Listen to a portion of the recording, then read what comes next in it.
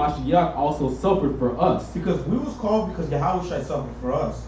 Because he came on the earth to reconcile us to the Most High. Now we're able to come back and keep the Sabbath day. Now we're able to break bread on the feast for the Feast of Passover. Now we're able to call ourselves Judah, Benjamin, Levi, and the rest of the 10 tribes. Now we're able to look at each other with love, respect. Read. Leaving us an example. Leaving us for what? Leaving us an example. When Yahushua left, it's not us just serving the Most High and the side of Yahushua. We had to keep it going after he left. Some of us may not be here in the times to come. Those that's after us, they have to keep it going. Read. That ye should follow his steps. What? That ye should follow his steps. That we follow Yahushua's footsteps. Because he was perfect in the eyes of the Most High. He was the example that we needed to, that it was possible to keep the laws. It's possible to be perfect. It's possible to be blameless. He left us the footsteps that we have to follow. Is there more to that? Read it. Who did no sin. Who did no what? Who did no sin. Because he didn't break no commandments of the Most High. Because our people always have this mindset, we can't be perfect. We can't do it. There's just too many laws. But the white men have more laws than we have laws. But you're going to make sure you keep it because you don't want a ticket, you don't want a citation, you don't want to hear the knock at the door and you get handcuffed. You're going to make sure you keep his laws. So we have to keep the laws of the Most High. Because Yahushua was able to do it. If he's able to do it, we're able to do it too. He left us the example that we're supposed to walk in it. Give me Judges 5 and 11. Judges 5 and 11. Because every Saturday, what do we go over? We go over the portion. We go over the Torah, which is the foundation of this wisdom, knowledge, understanding of the Most High. Right now, we're about to enter into the book of Deuteronomy. That's the last book before we go right back in the big circle again and hit right back to Genesis. Deuteronomy is Moses rehearsing or refreshing our mind back to the laws of the Most High. Deuteronomy just a big recap. Just like your favorite show like Love and Hip Hop or brothers who watch BET, there's always a lot of recaps before they go into the show. The Most High is doing a big recap because he knows something with Israel. Israel is always forgetting the laws of the Most High. We're always quick to forget the Most High and the things He's done for us. That's why a lot of times brothers, they poor, they remember the Most High. They pray 3 times a day. They fast. But the minute they get rich, what happens? They forget about the Most High God. This is why He gave us the book of Deuteronomy. So we could recap and so it could be re-rehearsed in our minds again. Give me Judges 5 and 11. And this is what He needs us to do in these last days. He needs us to rehearse and refresh our minds back again with the laws of the Most High. To refresh our minds back and think about Him. Put Him first. Read that. The book of Judges chapter 5 verse 11. They that are delivered from the noise of archers. Because we was delivered from the noise of the archers. Not literal arrows were shot at us. Or bullets were shot at us. Drugs was put before us. Weed was put before us. Christianity was put before us. Catholicism was put before us. Idolatry, adultery, fornications. These things were put before us. Read. In the places of drawing water. Read. They're saying in the places of drawing water. A lot of times in the scriptures, waters represent wisdom, knowledge, and understanding. In the place of wisdom, knowledge, and understanding, what are we going to do? There shall they rehearse the righteous acts of the Most High. We're going to rehearse. What does it mean to rehearse something? Exactly. We're going to practice it. We may not get it perfect. During practice, we may not get the jump shot on point. But once you continue practicing, you're going to perfect it. And game time, you're going to do your thing. Right now, the Most High needs us to rehearse the righteous acts, practice keeping the laws. Because the times to come in the wilderness, it's not going to be Salakia. I was picking up sticks on the Sabbath day. Salakia, I forgot I'm not supposed to hate my brother. Salakia, there's not going to be Salakia. Only judgment is going to stand. That's why He needs us to rehearse the righteous acts. He gave us works to do what? Put Him first. Put Him to mind. Keep the commandments. Give me Jeremiah 51 and 50 as well. This is the time for us to rehearse the righteous acts. Brothers are waiting for us to leave. You don't want to wait till Yahushua to come. That's when you want to believe in the faith. That's when you want to keep the commandments. Now is the time for us to rehearse. Now is the time for us to practice before it's game time. Go ahead and read that. The book of Jeremiah chapter 51 and verse 50. Read. Ye that have escaped the sword. Ye that escape the sword, we escape the pollutions of this earth. Read. Go away. What did He say? Go away. Separate. When we come into this word, the Most High calls us to separate. The things that you used to talk about, you're not talking about it anymore. The people that you used to smoke weed with, they don't want to smoke weed with you no more because you're talking about Bible stuff. Read. Stand not still. What did He say? Stand not still. He said don't be idle. Once you wake up, you can't be idle. Knowing that you're an Israelite is not enough. Knowing that you're the chosen people of the Most High, that's not it. That's the first step. Before you put your hands to the plow and do this work. There's many things that we have to do once we know we Israel. Read. Remember the Most High afar off. What do? Remember the Most High afar off. We got to remember the Most High afar off from what? The wickedness of this world. From the pollutions of this world. From the other nations. Read. And let Jerusalem. And let what? And let Jerusalem. And let Jerusalem. Let the kingdom. Let the promises. Let Yahushua. Read. Come into your mind. Let it come back into our mind. We got to rehearse the righteous acts. We got to let the laws come back in our mind. We spent days without number forgetting the Most High. We spent those times when we was celebrating Thanksgiving. Were we thinking about the Most High? We thought we was, but we was thinking about Satan when you was eating Thanksgiving. When you was waiting for Santa Claus to come down the chimney in the hood. We was thinking about idolatry. We was thinking about sin, transgression. We didn't put the Most High at first. We didn't put the Most High in mind. Give me Jeremiah 2. Jeremiah 2 and 32 as well. Because in the scriptures, he gave us the instructions. A lot of times Israel has so-called Negroes, Hispanics, and Native Americans. Sometimes we want to freestyle how we want to serve the Most High God. We want to wing it how we want to serve him. The instruction is right here in this Bible. You want to know what he loves, it's right here in the law. You want to know how much mercy you got to extend to your brothers? Right there in the scriptures. It's right there in the gospel. You want to know what's going to make the Most High send an angel of death for you that same day? It's right here in the Bible. You want to know what could cause you to lose your life? It's in here in the scriptures. There's no need for us to do our own thing. For us to go Google the answers. The answers are right here. Read that. The book of Jeremiah, chapter 2, verse 32. Read. Can a maid forget her ornaments? What did he say? Can a maid forget her ornaments? He's giving us a comparison. A maid is a young woman. Can a young woman forget her ornaments? That's her earrings, right? Her makeup, her head wraps. Read. Or a bride, her attire? Can she forget her clothing? The things that's going to make her look virtuous in the eyes of the Most High?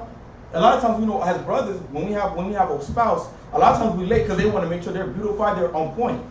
The Most High is giving us a comparison. A woman would never forget when it's time for her to prepare herself or how much work she got to put in to make sure she's presentable in the sight of the masses. Read. Yet my people. Yet he said what? Yet my people. He said yet his people. Read. Have forgotten me days without number. He said we forgot him days without number. We forgot him. That's why he gave us a comparison. A woman would never forget.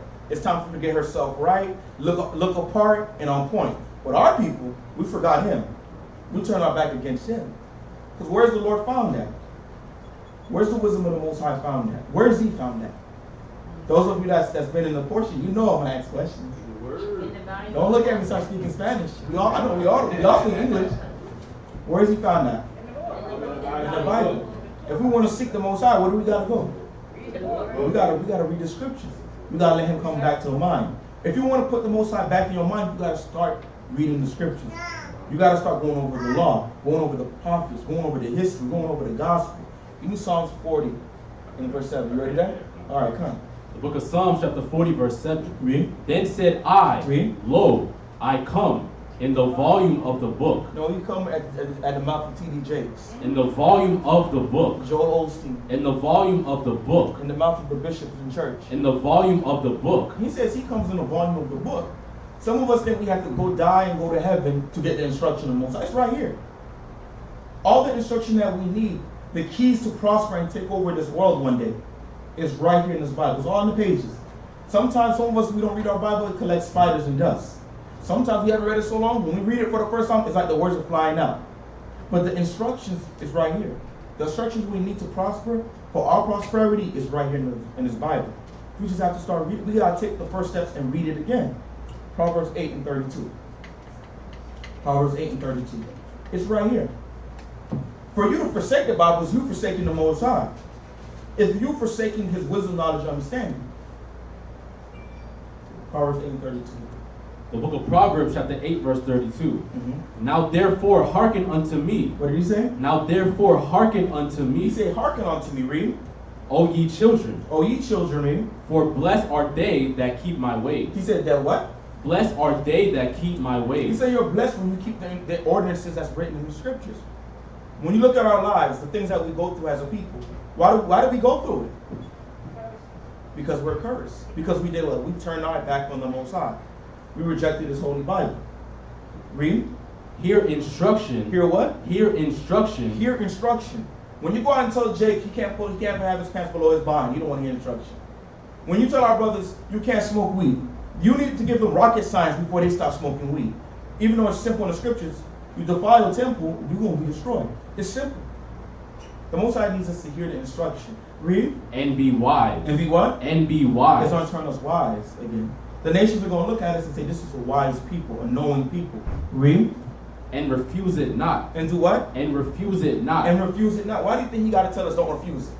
He just tells us it's our prosperity, it's our wisdom, it's how you love him. Why does he have to tell us don't refuse it? Because our people love refusing the wisdom of the Most High.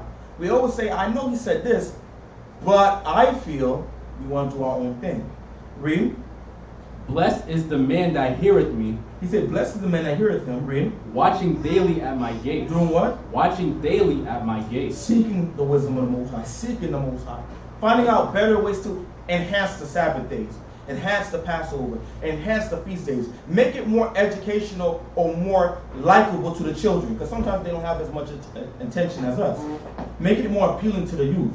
Making it so easy that the elders that's 80, 100 years old, they're able to get it still. Read. Waiting at the post of my doors. Read. For whoso findeth me. Whoso what? Whoso findeth me. When you find the scriptures, find your identity, what you find? Findeth life. You find what? Findeth life. You find life. Now you living. Because prior before World War, who was dead as a nation? Who was dead? Give me Ephesians 2 and 5 before we go back. Ephesians 2 and 5. And then go back to Proverbs 8. We was dead before we found the Most High God. Some of us was walking, was making money, but he was still dead in the eyes of the Most High. Ephesians 2 and 5. Everybody say come when you get there, so we know we're going at the right pace. Everybody there? Okay, come. The book of Ephesians chapter 2 verse 5. Read. Even when we were dead in sins. We was what? We were dead in sins. We was dead in sins. When we was sinning against the Most High, though some of us, we was walking, talking at the gym, at school, at the mall, you was still dead in the eyes of the Most High. So what is sins? Because it's transgression of the law. Let's prove that just gets for those of us that's new tonight, new this afternoon in this room. 1 John 3 and 4. Let's prove what sins is according to the scripture.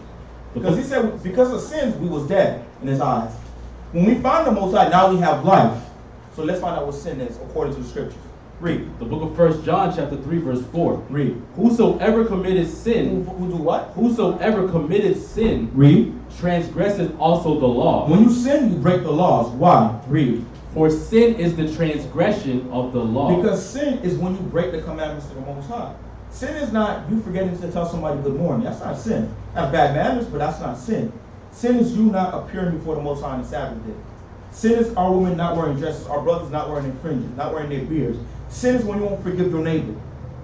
Sin is when you reject the Most High and his wisdom, knowledge, and understanding. When we were sinning, we was dead in the eyes of the Most High. We weren't living in his eyes. Go back to use that in Proverbs 8. Back to use that in Proverbs 8. The book of Proverbs chapter 8 verse 35. Go ahead. For whoso findeth me. Whoso findeth what? Whoso findeth me. Who finds the Most High, read. Findeth life. We find life. Read. And shall obtain favor of. And shall what? And shall obtain favor. When you pray to the Most High, he may not speak to you back, but he will grant you that petition that you're requesting to him. He may have mercy on you. He's going to have compassion. He's going to be more willing to have mercy upon you. Now, when you're rejecting him, you're doing your own thing. You want to be your own boss, your own God. When you pray to him for mercy, what you expect him to do? You're not doing his ordinances. You're not following his laws. Read. Of the Most High. Read. But he that sinneth against me. He that what? He that sinneth against me. When you sin, when you break the laws, read. Wrongeth his own soul. You're doing yourself wrong. Because at any given moment, your life is at jeopardy. Your life can be taken away from you by the Most High. Because he gives life and he will quickly take it away. For a long time, where was our people didn't know this scripture. Pastors don't teach this scripture. Our people spent a long time not understanding that the Most High is either you serve him and get blessed, or you curse him and get put to death. Our people didn't understand this in the past. This is why we're here in America to this day. This is why our people was brought to Haiti to suffer. This is why our people was brought to Cuba to suffer. This is why our people was brought to the Americas to suffer. We didn't realize this Bible was for our betterment. We're seeking military might to receive the kingdom. We're seeking these educational systems to get the kingdom of heaven. It's right here in the scripture. It's right before our sight. Luke 19 and 41. Luke 19 and 41. Because during the time of the Messiah, they didn't understand this is what's going to help them prosper. This is what's going to bring them the kingdom of heaven. That's what's going to make it close. Our people didn't get it. This is why 70 AD had to happen. This is why the Romans came in. Because our people couldn't get it. They couldn't get the wisdom, knowledge, understanding. They wouldn't receive it. Their hearts was too stiff. This is why the Most High had to bring chastising. Go ahead and read that. The book of Luke chapter 19 and verse 41. Read. And when he was come near, Read. he beheld the city and wept over it. He did what? He beheld the city and wept over When it. before Yahweh left, he came to the city of Jerusalem. But when he see it, he started crying. Why he started crying? Read. Saying, if thou hadst known, and even thou, Right. at least in this thy He day, said, only if you knew and you understood this thing. Read. the things which belong unto thy peace, What belongs unto our peace? What gives us peace? He said, if only you knew what gave you peace. Read. but now they are hid from He thine said, eyes. now that thing that gives you peace is hidden from you. You're not going to get it. Read. For the day shall come upon thee, Right. that thine enemies, Like who? thine enemies, No, Bob in the office.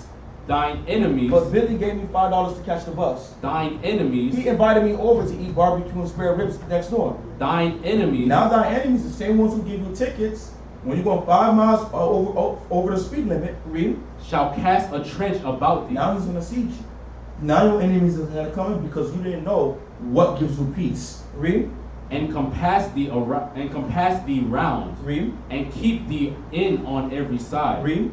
and shall lay thee even with the ground. He's going to destroy everything we have. We don't have the temple no more because he destroyed it. We don't have Black Wall Street because he destroyed it.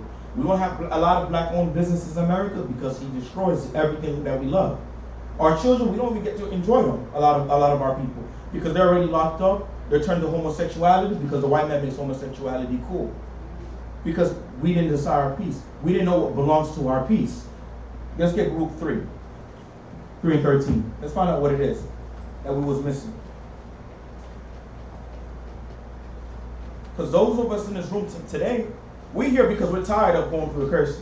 We tired of 9 to 5s. Come?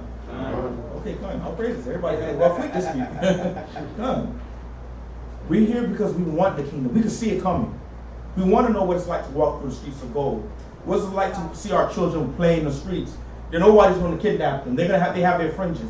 No one to be able to sing the praises of the Most High in the Mount Zion. Because we see that. That's why we're here. We're not here because we want to be man pleasers. We're here because we see it. We see the kingdom to come. We can see the life, the prosperity to come for us. Read. The book of Baruch chapter 3 verse 13. Read. For if thou hast walked in the way of the Most High, If we had did what? if thou hast walked in the way of the Most I High, wish I was saying if we had walked in his ways. Read. thou shouldest have dwelled in peace. We would have dwelt in what? Have dwelled in peace. If we had walked in what the laws, statutes, commandments, mercy, compassion, the fruits of the Spirit, we would have been in peace. The Romans never came and kicked us out of our own home. Read. Thou shouldest have dwelled in peace forever. We would have dwelt in peace for what? Forever. For who? Forever. We would have had our own businesses for how long? Forever. Enjoy our children for how long? Forever. We would have been able to enjoy our husbands and our wives for what? Forever. We would have had it forever. There will be no ending to this peace if we had walked in the ways of the Most High. If we had walked in his ways. Now the Most High having so much mercy. Give me Isaiah 30 and 20. Isaiah 30 and 20. Because only a few people is going to get it. Only a few people is going to get tired of 9 to 5s. A lot of our people, they rap about it. They don't want to be broke. But they love being broke. If you keep breaking the commandments of the Most High, you love being broke. You love the police brutality. You love being pulled over in front of your own house. You love the so-called white man investigating everything you do in front of your own property. You love that if you break the commandments of the Most High. You may not admit it, but you love it deep down inside. Because if you don't love it, you'll be in this room. This room will be packed. That shows you a lot of our people is in love with captivity. Read. The book of Isaiah chapter 30 verse 20. Read. And though the Most High give you the bread of adversity, Though he put us through slavery, he brought us through persecution, he put us through the curses, he put us through the fire. Read. and the water of In affliction, the water of affliction, read. Yet shall not thy teachers be removed Read. into a corner anymore. He said your teachers, those that's going to minister to you, they're not going to be hidden no more. The prophets are going to be right before your eyes telling you the reason why you're going through this is because you're doing this. You want to get this result, you need to start doing this according to the will of the Most High. Read. But thine eyes, But thy what? but thine eyes, Your eyes, read. shall see thy teachers. You're going to see your true teachers, the true brothers and sisters that love you, that give you the wisdom of the Most High.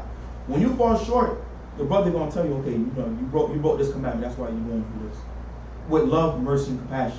Read. And thine ear shall hear a word behind thee. What you going to hear? And thine ear shall hear a word behind thee. What did we hear? And thine ear shall hear a word behind thee. Before we all came to the truth, what made us come to this truth, come to this wisdom, because we heard this word. We heard a voice that sparked in our spirit. Read. Saying, What did it say? this is the way. This is the truth. You've been trying to find the last piece of the puzzle. This is it right here. Some of us, we heard that the white man is the devil, and that was it. We jumped right to it. Okay, I knew it. And we jumped right into the word. Some of us, it took a lot of warfare. It took a lot of precepts. It took a lot of rebellious, but you gave up. And you decided to come on this side of the fence. Read. Walk ye in it. What did he say? Walk ye in He it. said, walk in it. You heard the voice, you heard the call. Now you walked in and can keep the Sabbath day. Now you're keeping the ordinances of the Most High. Read. When ye turn to the right hand, Right. and when ye turn to the left, Read. ye shall defile also the coverings of thine graven images of silver. That's it. The Most High said we would hear his calling and then we would come. Because the Heavenly Father talks about a group, the remnant that will come back. Hopefully we are that remnant. We're not going to faint. Because in these last days we're going to be tried. It's not going to be cool to be an Israelite no more.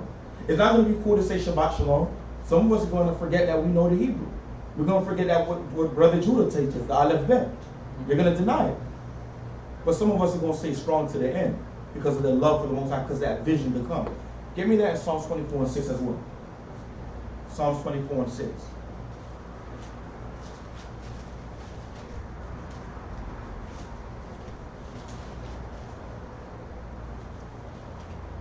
We're going to do a few more scriptures before we go into the Torah portion. Psalms 24 and 6. The book of Psalms, chapter 24, verse 6. Read. This is the generation. What did he say? This is the generation. He said, this is the generation, read. Of them that seek him. This is the generation. This is the group of the children of the Most High that's going to seek him. Not everybody is going to come back. Only 1/3 is going to come back and serve the Most High in sincerity. Only 1/3 is going to make it. 66% of our people, they're not going to make it. The 2/3 are not going to make it. Hopefully none of us in this room is that 2/3. None of us get tired of serving the Most High. None of us get tired of getting seconds at the new moon. Hopefully none of us, read. That seek thy face. That's going to seek the Most High, read. O Jacob. O who? O Jacob. O the children of Israel, read. Salah. O Salah. You can do Deuteronomy chapter 30, start from verse 1. Deuteronomy chapter 30, start from verse 1. He said, this is a remnant. This is the generation that's going to seek the Most High. Some people, you tell the word, it just don't click with them sometimes. Or sometimes it was never meant for them. But some people, you tell them the word, you just see the glow in their eyes. You might see them tear up because they've been lied to their whole life. They're the ones that's going to come back and serve the Most High. They're the ones that's hopefully the kingdom, they're going to make it to see the kingdom of heaven. Because it's only for a few. It's not for everybody. The Most High is not calling everybody. Only a few people are going to hear this word. They're going to get it. They're going to hop and start doing this work. They're going to start fixing themselves. They're going to go fix their nation. Go ahead and read that. The book of Deuteronomy, chapter 30, verse 1. Everybody got Deuteronomy 30 and 1? All right, come. Go ahead and read. And it shall come to pass, And it's going to come to pass, really. when all these things are come upon thee, When all these things, these are the curses in Deuteronomy and Leviticus 26. Read.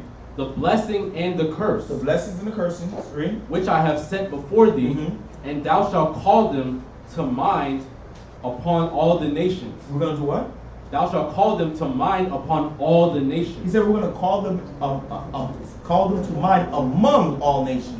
When we're scattered amongst the nations, we're going to remember, like, oh, shoot, I'm an Israelite.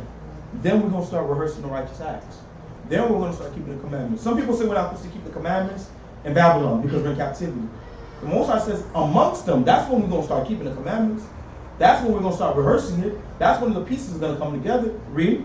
Whither the Most High thy power had driven thee, Read. and shall return. And we're going to do what? And shall return. We're going to return. Read. Unto the Most High thy power. Read. And shall obey his voice. We're going to do what? Obey his voice. We're going to obey the commandments of the Most High. Read. According to all that I command thee this day. thou and thy children, Thou and that who? thou and thy children, Not just the adults, but the children too. Because the children, they received the curses in the plantation, in the slave ships. When the conquistadors came, when the Spaniards came, they received the curses. But they're going to have to keep the commandments as well. Read. with all thine heart, Read. and with all thy soul. Mm-hmm. That then the Most High thy power will turn thy captivity. Now everybody's wondering when Yahweh Shai is coming, come. He says, if you do this first part, keep the commandments, then what? Then he says he's going to return the captivity. He's going to take back the curses he put on us. Read. And have compassion upon thee, Mm-hmm. and will return and gather thee from all the nations. He's going to gather us from Europe, from West Coast of Africa, South Africa, Central Africa, Asia, the isles of the sea. Read. Whither the Most High thy power hath scattered thee. Mm-hmm. If any of thine be driven out unto the outmost parts of heaven, from thence will the Most High thy power gather thee, Mhm. and from thence will he fetch thee. So he says he's going to do this. A lot of times our people leave America, say they leave in Babylon. But you still living with Babylon in your spirit. You're just going to break the commandments in a new area. The Most High is the one that's going to gather us and make us clean in his eyes. Read. And the Most High thy power will bring thee into the land which thy fathers possessed, Mhm. and thou shalt possess it. And he will do thee good, and multiply thee above thy fathers. Mm-hmm. Read. And the Most High thy power will circumcise thine He's heart. going to do what? Circumcise thine heart, Read. and the heart of thy seed. What does it mean when you circumcise your heart? What does that mean? He says it a lot of times throughout the scriptures. He's going to give us a fleshly heart instead of a stony heart. What is your heart? It's your mind. He's going to give us a mind to be able to receive and contain the law, statute, commandments. You're not going to have to tell your brother, thou shalt not steal, thou shalt not lie, thou shalt not covet, because he's going to know it. It's going to be in his spirit. Read. And the heart of thy seed, Mhm. to love the Most High thy power. To do what? To love the Most High thy power. How do we love the Most High? Exactly. He's going to circumcise you. You're going to do this off instinct. It's going to be automatic. Read. To love the Most High thy power with all thine heart, Mhm. and with all thy soul, Right. that thou mayest live. Now, after this happens with us, after we do our part and he do his part, something got to happen after. Read verse 7. And the Most High thy power will put all these curses He's going to do what? put all these curses All the curses of Deuteronomy 28, verse 15 to 68, and Leviticus 26. Read. upon thine enemies. He's going to put it on who? Upon thine enemies. He's going to put it on the nations. Because the curses got to come from us. They got to go somewhere. They got to go home somewhere. They're going to go on to the nations. They're going to know what it's like to be an Israelite. Because they like to take the good parts. They want to get our salvation. They want to dress like us. They want to talk like us. But they're going to learn what it's like to have our curses as well. Read. And on them that hate thee, Read. which persecuted thee. Mm-hmm. And thou shalt return and obey the voice of the Most High, Read. and do all his commandments, which I command thee this day. And we're going to keep the commandments of the Most High God. Let's go to Deuteronomy chapter 1 and 1. Let's go into the portion. Deuteronomy chapter 1 and 1. The book of Deuteronomy, chapter 1, and verse 1. Everybody there?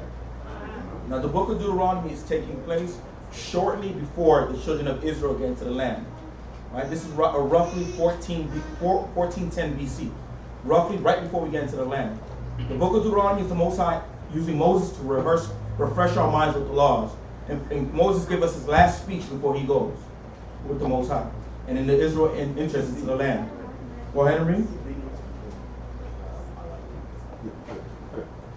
And continue reading. These be the words which Moses spake unto all Israel Mhm. on this side Jordan in the wilderness, Right? in the plain over against the Red Sea, Mhm. between Paran and Tophel, and Mhm. Laban, Read. and Hazarah, and Dizahab. Mhm. These are 11 days' journey from Horeb by the way of Mount Seir Mhm. unto Kadesh Barnea. Mm-hmm. And it came to pass in the 40th year, in the 11th month. So this is the 40th year. This is 40 years later. What happened? What did the Most High say had to happen before we get into the land? That old generation had to pass away. So it took 40 years for them to pass away, for the new young children to grow up, be adults, have their own families, so they could proceed and keep it going. Because why did the Most High make this happen? Why did we do this? Okay. Because of their unbelief when they told us the spies to go up and search out the land, the report that they gave them, Right. they believed that they were giants and they were nothing Exactly, Con. Go ahead. You was gonna say? Yeah, I was just saying because they don't believe. Exactly, because they didn't have faith in the Most High. Yeah. Because rather an enemy is 6'11", 350-pound bodybuilder. Yeah. If the Most High is with us, we're gonna put him down like he's a child, because the Most High is with us. But because they weren't having faith in the Most High, they didn't believe he could do it. The Most High said that you couldn't make it. So from 20 years old and upward, you're gonna have to dwell in the wilderness for 40 years until your children grow up, and then they enter into the land. Continue reading. And it came to pass in the 40th year, in the 11th month, Read. on the first day of the month, that Moses spake unto the children of Israel, according unto all that the Most High had given him in commandment unto them. Read. After he had slain Sihon, the king of the Amorites, which dwelt in Heshbon, and Og, the king of Bashan, which dwelt at Ashtaroth and Edrei. On this side Jordan, in the land of Moab, began Moses to declare this law, saying, The Most High our power spake unto us in Horeb, saying, Ye have dwelt long enough in this mount. Turn you and take your journey, and go to the mount of the Amorites. He said, now it's time for us to continue this program. The wicked, they passed away. Now it's time for us to continue doing what we're supposed to do. Read. And unto all the places right nigh thereunto, in the plain, in the hills, and in the vale, and in the south, and by the sea, and by the seaside, to the land of the Canaanites, and unto Lebanon, unto the great river, the river Euphrates. Behold, I have set the land before you. Go in and possess the land which the Most High sware unto your fathers, Abraham, Isaac, and Jacob, to give unto them and to their seed after them. And I spake unto you at that time, saying, I am not able to bear you myself alone. What did Moses say? I am not able to bear you myself alone. Moses is saying he's not able to manage the children of Israel, because this is over 600,000 people. Easily over 1 million people. He says, I can't deal with the issues that you got. Because you know Israel always got issues. Israel always got complaints. Israel always want to go to council about something, even if it's something small. They always want to call somebody at 5 a.m. for wisdom, knowledge, understanding, and you got to pick up the phone. Moses said that's just becoming too overwhelming for him to do it alone. Read. The Most High your power hath multiplied you, and behold, ye are this day as the stars of heaven for multitude. Read. The Most High power of your fathers make you 1,000 times so many more as ye are, Read. and bless you, as he hath promised you. Read. How can I myself alone bear your cumbrance, and your burden, and your strife? He said, how can I handle all the beefs, envies, jealousies, and issues, and all types of reports by myself? Because at one point Moses was doing it from sun up to sundown. Read. Take you wise men. What did he say? Take you wise men. So he got instruction from his father-in-law, Jethro, and he received instructions to do something to make it a lot easier for him. Read. And understanding. Read. And known among your tribes. Now he gave him the first set. He said, go find wise men. He didn't say go find men that just know how to do push-ups, men that look wise. He said, go find men who's keeping the commandments. Find men who know the ordinances of the Most High. And that's known, that everybody respect. Not somebody who you don't respect them, he don't know those scriptures, he don't know no law, statutes, commandments. If somebody's stealing, he wouldn't be able to know if that's stealing or that's idolatry. He said, go find men who knows the ways of the Most High. Read. And I will make them rulers over you. He said he'll make them what? Rulers over you. Read. And ye answered me, and said, the thing which thou hast spoken is good for us to do. So I took the chief of your tribes, wise men. He found wise men. Read. And known. Read. And made them heads over you, captains over thousands. So he made the captains over thousands, men that's responsible over thousands of people. And then he was Shah Alapia, and then in the last one Kadash. He said that he chose men that's in charge that can manage thousands of groups of people at one go. Read. And captains over hundreds. Captains that can handle groups of 100. Read. And captains over 50. Captains that can handle groups of 50. Read. And captains over tens. Read. And officers among your tribes. Read. And I charged you judges at that time, saying, hear the causes between your brethren, and judge righteously. And do what? And judge righteously. And do who? And judge righteously. What's righteousness? What's righteousness? Wow. Let's get it. Deuteronomy 6:25. Because he said judge righteously. When you look at our people in the world, they don't know how to judge righteously. They judge according to their mind or hood politics. Jacob is going to use hood politics to judge an issue. We have to judge according to the ways of the Most High, because He tells us about situations and how to handle situations. We got to use His laws and how to govern ourselves. Read. The book of Deuteronomy chapter 6 and verse 25. Read. And it shall be our righteousness. It should be our what? Our righteousness. Our righteousness. Our righteousness, read. If we observe to do all these commandments. If we do what? Observe to do all these commandments. If we keep the commandments, read. Before the Most High our power. If we do it before the eyes of the Most High. Because when you look in the world, does our people do that? Before we came in truth, did we judge matters according to the ways of the Most High? Let me get Jeremiah 4:22 before we go back. Jeremiah 4:22.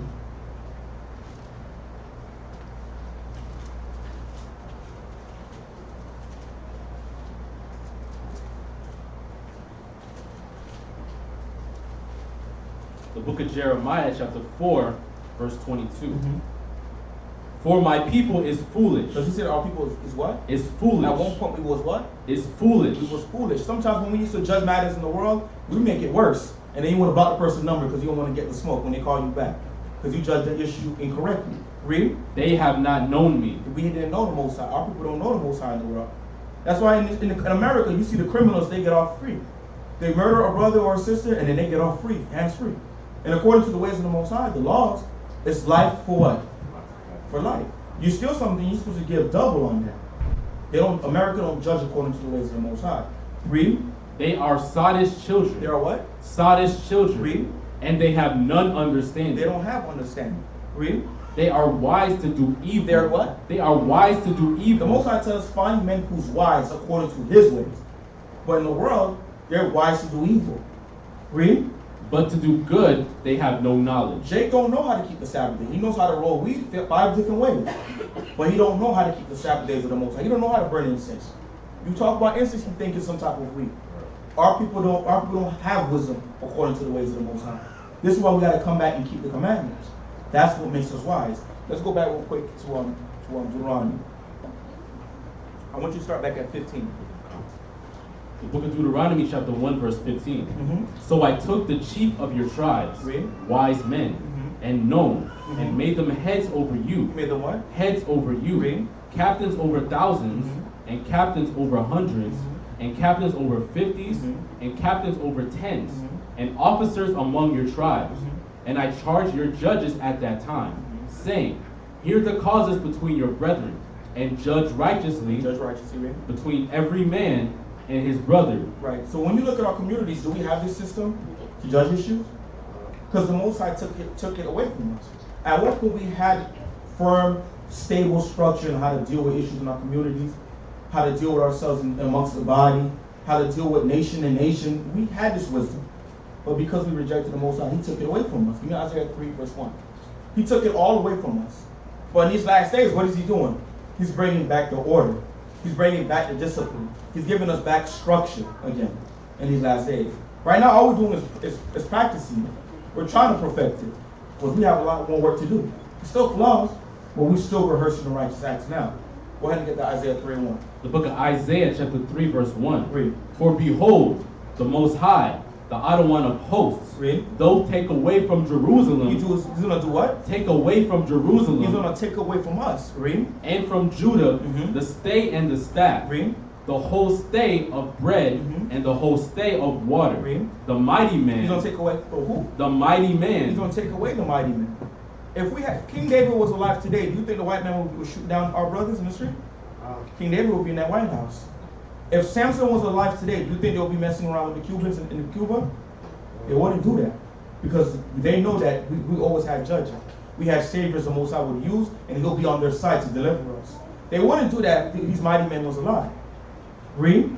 And the man of war. And the man of who? And the man of war. Read. The judge and the prophet. And the prudent and the ancient. The captain of 50. He took away the what? The captain of 50. This is what we're reading about in Deuteronomy. He took away the captain of 50. Read. And the honorable man. He took away the men that was honorable, that had integrity. He took away the judges. He took away the elders. So we didn't have no wisdom, knowledge, and understanding. When we had issues with one another, we didn't have nobody to go to that's going to deal with the issue according to righteousness. Read. and the counselor, and the cunning artificer, and the eloquent orator. An eloquent orator is somebody who's good at speaking, who's a good spokesman, who represent the masses. We didn't have these things. Now the Most High is bringing them back onto us, so we could govern ourselves. We don't need the nation. You shouldn't have to call 911 unless somebody's trying to kill somebody, unless somebody's trying to shoot up the place or something. We should be able to count on the elders, count on the government as the Most High is bringing back to us to deal with issues that we have amongst one another. Because when Esau comes, Esau's trying to take everybody to prison. He's trying to take everybody to jail. He doesn't care about the laws of the Most High. He doesn't care about forgive thy brother and thyself. He's thinking about trying to make his quota before the winter. Give me Isaiah 1:26. The book of Isaiah chapter 1 verse 26. Read. And I will restore thy judges. But these last days, what is he bringing back? I will restore thy judges. He's bringing back the judges again. Read. As at the first. As at the first. We're reading about it at the first. He said he's bringing back this government back onto us. Read.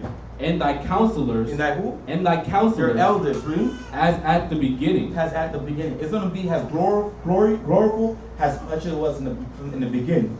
That's what the Most High is doing in these last days. This is why you see in Lead Zion, what do we have? We have officers, we have captains over 10s, 50s, 100s, thousands, and we have the eldership.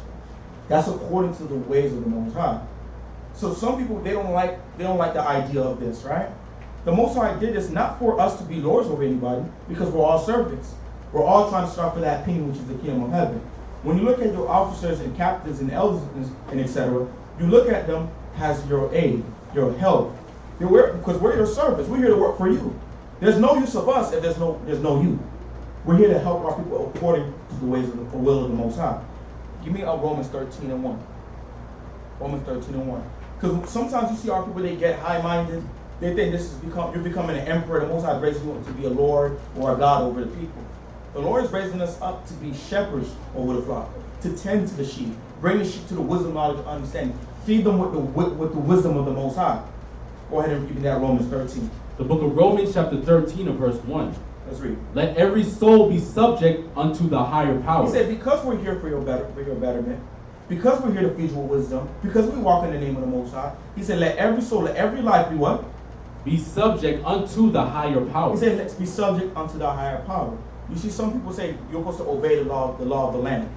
They use the scripture. It doesn't say nothing about obeying Esau. Because we have the laws of the Most High. We don't need their laws, because our laws is above their laws. Our laws are more superior to the laws of the other nations. We shouldn't need them, because we have our government right here. Read. For there is no power Read. but of the Most High. Because there's no power but of the Most High. He's the one establishing what we have today. Read. The powers that be Read. are ordained of the Most High. This structure that we have is ordained by the Most High. The Most High is the one who gave the green light to make it happen. Read. Whosoever therefore resisteth the power, resisteth the ordinance of the Most High. When you resist the structure that he's presenting to us, you're presenting the Most High. Because it's not of men, it's of the Most High. Read. And they that resist shall receive to themselves damnation. Why? Because when you have an issue, you have nobody to go to. When you need counsel, you're doing your own thing because you don't have no elders to tell you, okay, I've been through that. This is not the result that you need. This is the result you need if you do this. Read. For rulers are not a terror to good works, Read. but to the evil. Read. Wilt thou then not be afraid of the power? Read. Do that which is good, Read. and thou shalt have praise of the same. Read. For he is the minister of the Most High to thee Read. for good. Because we're the ministers unto you for good, according to the laws of the Most High. Read. But if thou do that which is evil, If you want to do your own thing, you don't want to keep the commandments, and you have these officers and captains and elders amongst you, read, be afraid. you have to be afraid, because we're going to correct you. If we see something wrong, you're not wearing your fringes, we're going to pull you to the side. Brother, why what happened with you going with the fringes? Do you need us to help you get fringes? If we see you're not adorned correctly, you're adorned, how you say that word? Promiscuous, I'm going to pull you to the outside, I'm going to tell you what it is and what it's not, according to the ways of the Most High. Read. For he beareth not the sword in vain. Because they buried not the what? Not the sword in vain. What sword is it referring to? Are we walking around with daggers and missiles and guns? Let's get Hebrews 4:12. Let's get Hebrews 4:12. Let's find out the sword that we bear. Because everybody here, we're all judges. We're going to judge the nation one day. So we got to rehearse. We got to know how to judge accordingly. We got to learn how to be able to discern good and evil and how to do righteous correction in the eyes of the Most High. Go ahead and read that for me. The book of Hebrews chapter 4 verse 12. Read. For the word of the Most High is quick. It's what? Is quick. It's quick. Read. And powerful. And powerful. Read. And sharper And than what? And sharper. And who? And sharper. And sharper than what? Than any two-edged sword. Read. Piercing even to the dividing asunder Read. of soul and spirit. Because the words of the Most High will give life to everything that we see. And the words of the Most High could take away everything that we see as well. The sword that these men are supposed to bear is the ways of the Most High. The law, statute, commandments, the instruction written in the Bible. Go back to where it was at in Romans 13. The book of Romans chapter 13 verse 4. Read. For he is the minister of the Most High to thee for good. Read. But if thou do that which is evil, If you do your own thing, you want to do things contrary, read. be afraid. Be afraid, read. For he beareth not the sword in vain. He's not going over these scriptures for no reason. He's not here to watch over you for no reason. Read. For he is the minister of the Most High, Read. a revenger to execute wrath upon him that doeth evil. To give you harsh correction when you want to do things contrary to the will of the Heavenly Father. Let's get Hebrews 13 and 7. That being said, when we have this type of structure, it's not for somebody to feel like they're lords over you. Or when they need something, oh brother, give me $5. Don't you know I'm your captain over 1.2 million? Don't you know I'm your officer over 1 billion? That's not how the Most High needs us to govern ourselves. He gave us instruction on how to govern ourselves accordingly. Because the nations, that's how they rule over each other. We're not supposed to rule over each other like the nations. We're supposed to rule over each other like brothers and sisters. Because if I'm your brother, I should want you to do well in the eyes of the Most High. If you're my sister, I should want you to excel in the laws of the Most High. Not to be a lord over you, not to be a dictator, but as fellow servants, serving the only true God. Hebrews 13 and 7. The book of Hebrews chapter 13 verse 7. Read. Remember them which have the rule over you, He said, remember them. Why? Read. who have spoken unto you Read. the word of the Most High. Because they speak unto you the words of the Heavenly Father, not their own thing. If an officer in this school comes to you that with something contrary to the will of the Heavenly Father, that's not an officer of this school, that's an officer of Satan. If a captain comes to you telling you something contrary to the will of the Most High, he's not working for the Most High, he's an agent for Satan. Because we're only commanded to tell you the things written in the Bible. Nothing more, nothing less. Drop down to verse 17. Verse 17. Read. Obey them that have the rule over you. Why? Read. And submit yourselves. Why? Read. For they watch for your souls. Because they watch for your what? They watch for your souls. Because they're here to tend to you, to be your servants. Read. as they that must give account. Because they must do what? As they that must give account. Because if something is wrong with you, you have an issue of, for example, stealing.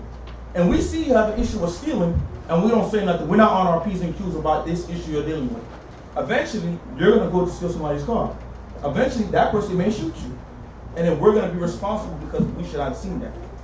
We should not have corrected that spirit. We should not give you the wise counsel to how to make yourself blameless in the eyes of the Heavenly Father. Because we, Sticky fingers. yeah, because you have sticky fingers, words to the elder priest. Because we didn't correct that, now you lost your life, now we got to answer to the Heavenly Father. Give me, John. No, actually Luke 22. Luke 22, 24. Luke 22, 24.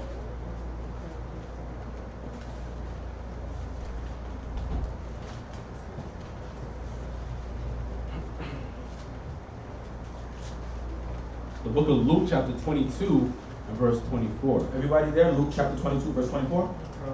Huh? All right, come go ahead now.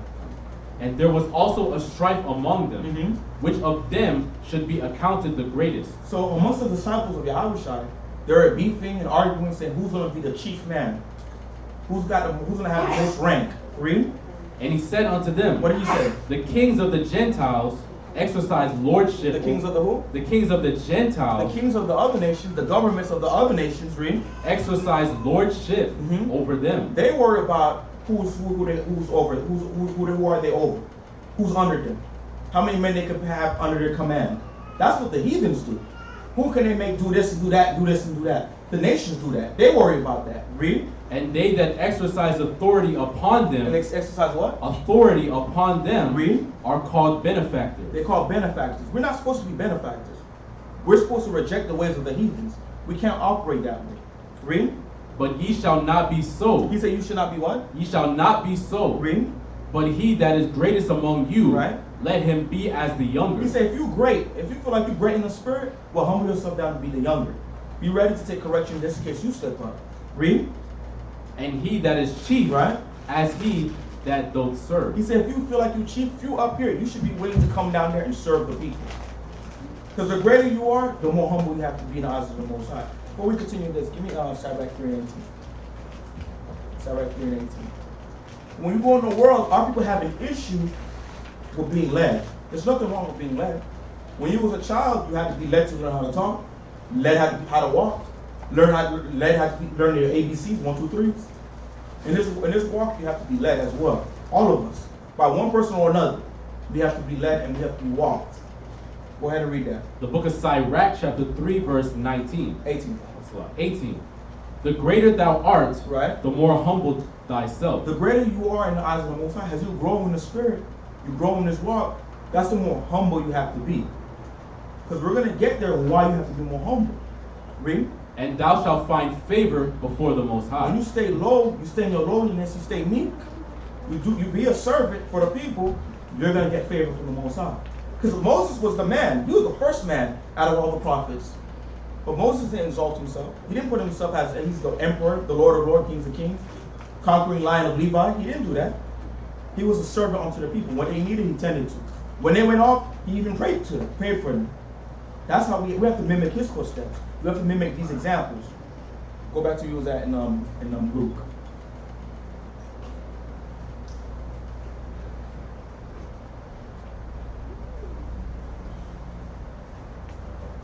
The book of Luke, chapter 22, verse 26. Mhm.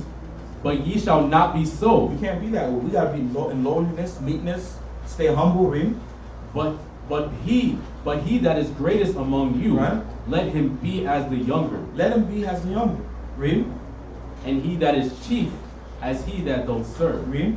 For whether is greater, Now he's about to give us an example. Read.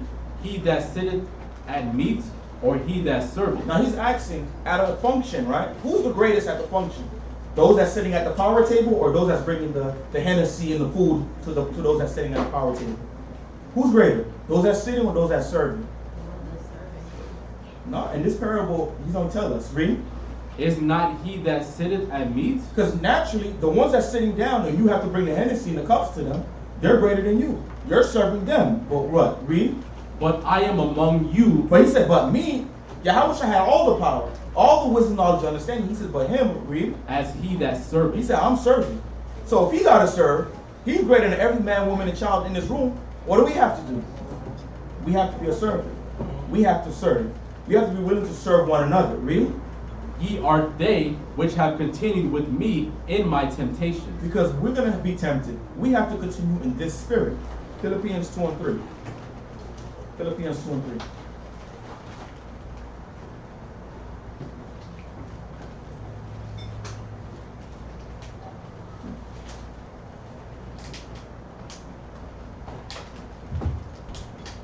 The book of Philippians, chapter 2 and verse 3. Read.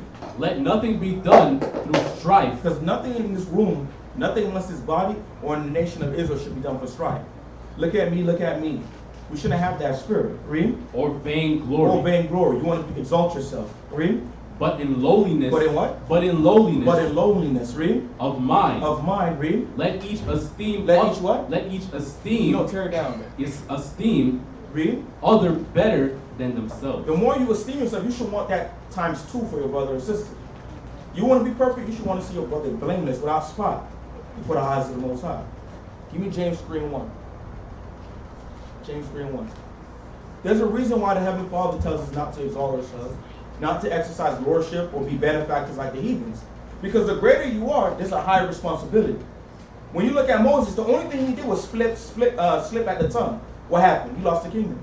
He couldn't enter to the land of Israel. Aaron made 2 mistakes. He didn't correct Moses, and he created the golden calf.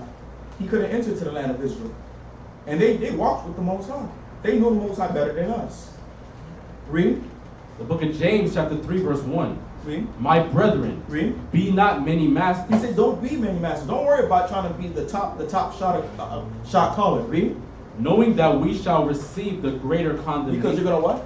we shall receive the greater condemnation. Because you'll receive a greater judgment. Because if you know better, what's going to be expected from you? To do better. To a brother that's in the low state that's just learning how to, wear the fringes, the Most High may have more mercy on you because he don't really know. To somebody who's sitting up here, they should know better. The Most High may just take you out of this word because you're sitting at a higher level with the Heavenly Father. You're closer to the Most High. Last scripture before we go back. Leviticus 10:3. Leviticus 10:3.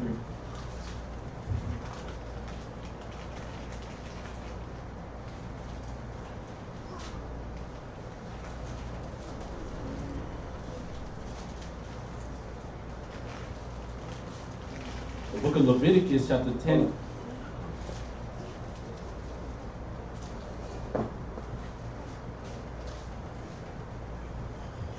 Everybody there? Go ahead. The book of Leviticus chapter 10 verse 3. Mm-hmm. Then Moses said unto Aaron, Right.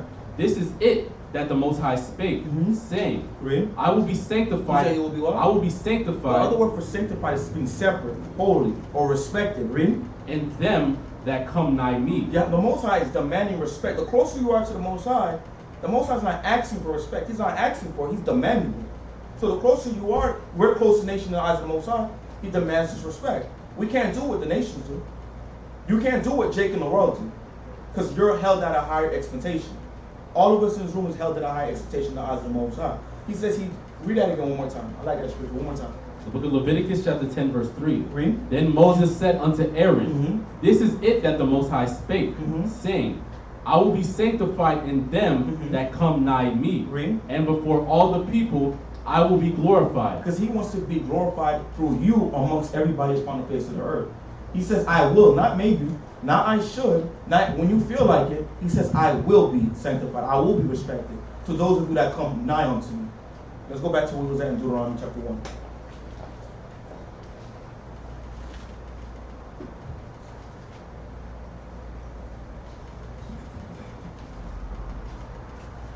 The book of Deuteronomy chapter 1 in verse 16. Read.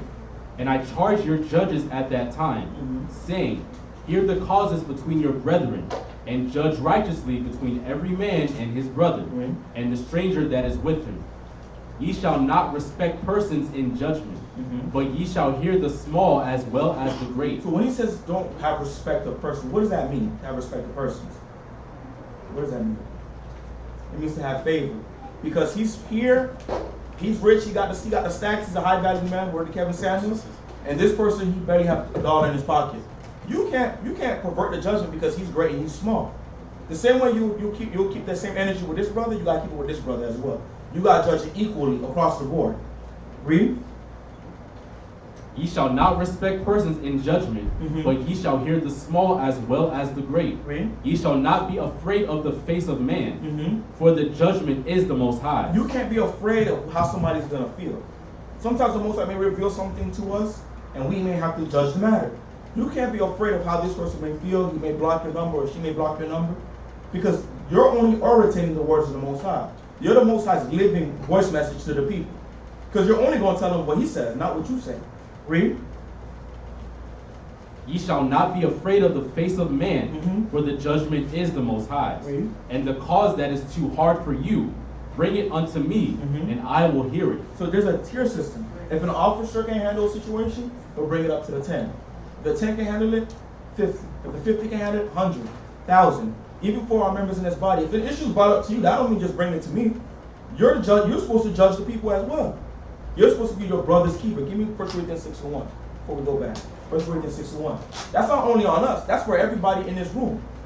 If you see somebody serving an idol before they come in here and do the Lord's Prayer with us, you have to say something. Don't just bring it up to me. You got to be the first one to say something. If it's too hard, then you bring it up to the officer and follow that instruction. Read that for me. The book of 1 Corinthians chapter 6 verse 1. Read. Dare any of you, having a matter against another, Read. go to law before the unjust? Because when we have an issue, we go to the law.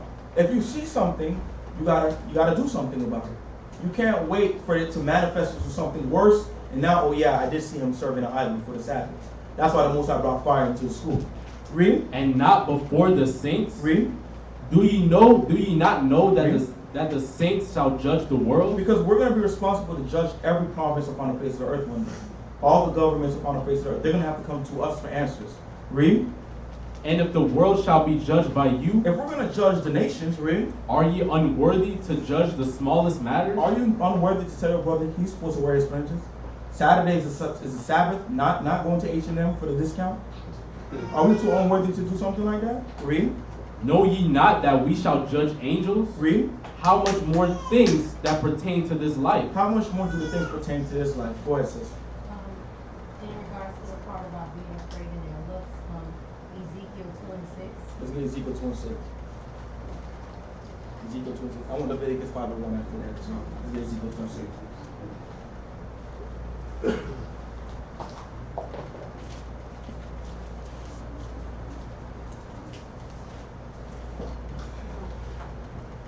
The book of Ezekiel chapter 2 verse 6. Mm-hmm. And thou, son of man, be not afraid of them. What are you saying? Be not afraid of He said, them. don't be afraid to say something, read.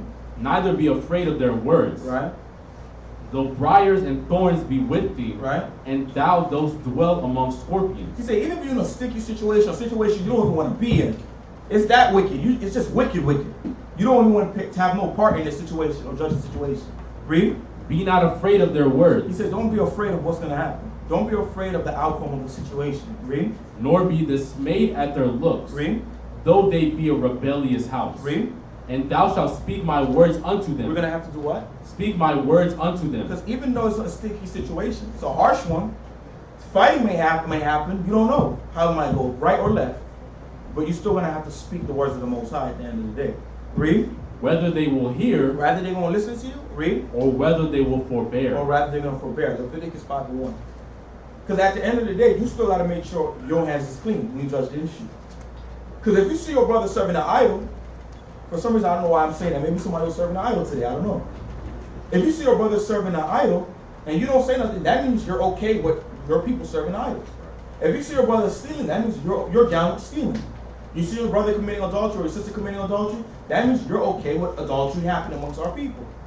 Leviticus 5:1. The book of Leviticus chapter 5 verse 1. And if a soul sin, If a soul sin or do something that's contrary to the Heavenly Father, read, and hear the voice of swearing, and you hear it, read, or you see it, read, and is a witness, and you're a witness, read, whether he hath seen or known of it, read. if he do not utter it, If you don't judge the matter, you don't try to some way to come to a resolution with it, read. then he shall bear his iniquity. That means you committed idolatry, you stole, you was a murderer, you did something contrary to the Heavenly Father. That means you did it as well. Read. Or if a soul touch any unclean thing, That's it. That means you took part of it. You was an accomplice to the crime. Even our sisters, sometimes brothers make it seem like our sisters can't say nothing. If you see somebody going off, you do it according to the instruction the Heavenly Father gives it to us. You go to that brother, hey brother, I don't think you should do that. Maybe we should go to the brothers or the officers or whatever, and we'll counsel about the situation that I just observed you do. You go and tell us something, or you tell the nearest brother who you know can handle the situation. That don't mean you stay quiet because you're the sisters. You're still responsible for your brother. You're still responsible for your other sister. Leviticus 19:17, and we're going to circle right back. Leviticus 19:17.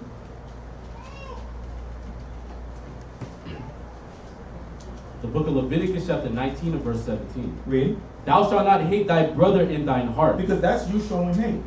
Read. Thou shalt in any wise rebuke thy neighbor. You got to do what? Rebuke thy Now, neighbor. that doesn't mean curse them out when you see them just accidentally do something. That means you correct your brother. You speak to him. Use wisdom. Wisdom will let you know when it's time to rebuke and when it's time to just talk to them. When it's time to wait to talk to them and when it's time to, you got to address it right there and then. Wisdom will let you know at that moment when and how to do it. But you have to say something. You have to show your brother love. Read. And not suffer sin upon him. And not do what? And not suffer sin upon him. And not allow him to walk away with thinking his hands is clean. Thinking he got scotched free and for breaking the commandments of the Most High. We have to say something. We are obligated to one another to be our brother's keeper, our sister's keeper. Go back to where you was at. In Deuteronomy. I believe you're at verse 18. The book of Deuteronomy chapter 1 verse 18. Read. And I commanded you at that time all the things which ye should do. Mm-hmm. And when we departed from Horeb, we went through all that great and terrible wilderness. Mm-hmm. which ye saw by the way of the mountain of the Amorites, as the Most High our power commanded us. And we came to Kadesh Barnea. And I said unto you, ye are come unto the mountain of the Amorites, which the Most High our power doth give unto us. Behold, the Most High thy power hath set the land before thee. Go up and possess it, as the Most High power of thy fathers hath said unto thee. Fear not, neither be discouraged. And ye came near unto me every one of you, and said, We will send men before us, and they shall search us out the land, and bring us word again by what way we must go up, and into what cities we shall come. And the saying pleased me well, and I took 12 men of you, one of a tribe. So this is us reflecting right back on how we got us in the wilderness for 40 years in the first place. We were supposed to go out and go possess the land, but we said, okay, we're going to send 12 scouts to go survey the land, see the borders, see if the men if they know how to fight, if they use spears, if they use swords, how's their defenses, what tactic can we use to conquer that city. So we sent these men to go out and scout the land. Read. And they turned and went up into the mountain, Read. and came unto the valley of Eshcol, and searched it out. And they took of the fruit of the land in their hands, and brought it down unto us, and brought us word again, and said, It is a good land which the Most High our power doth give us. Notwithstanding ye would not go up, but rebelled against the commandment of the Most High your power. But we became chickens. We act like we're not the greatest people on the face of the earth. Like you don't have the Most High God and Yahweh shine a chariot above us, with us throughout the whole time we're in the wilderness. We forgot the Most High was with us. Read. Verse 27.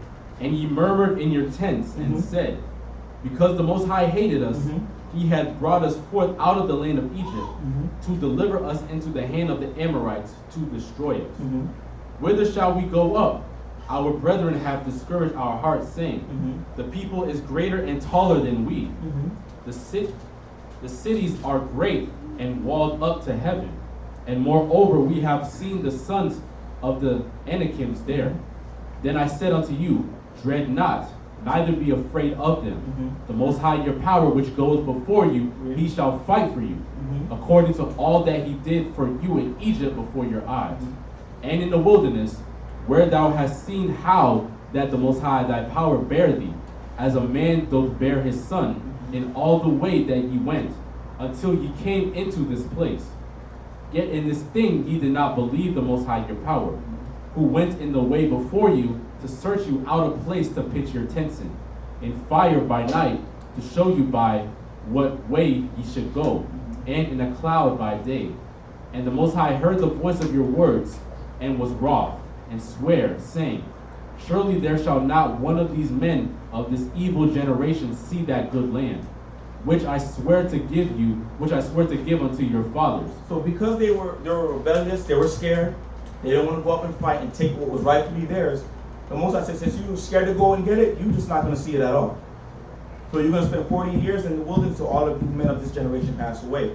Let's continue reading. Verse 36. Save Caleb the son of Jephunneh.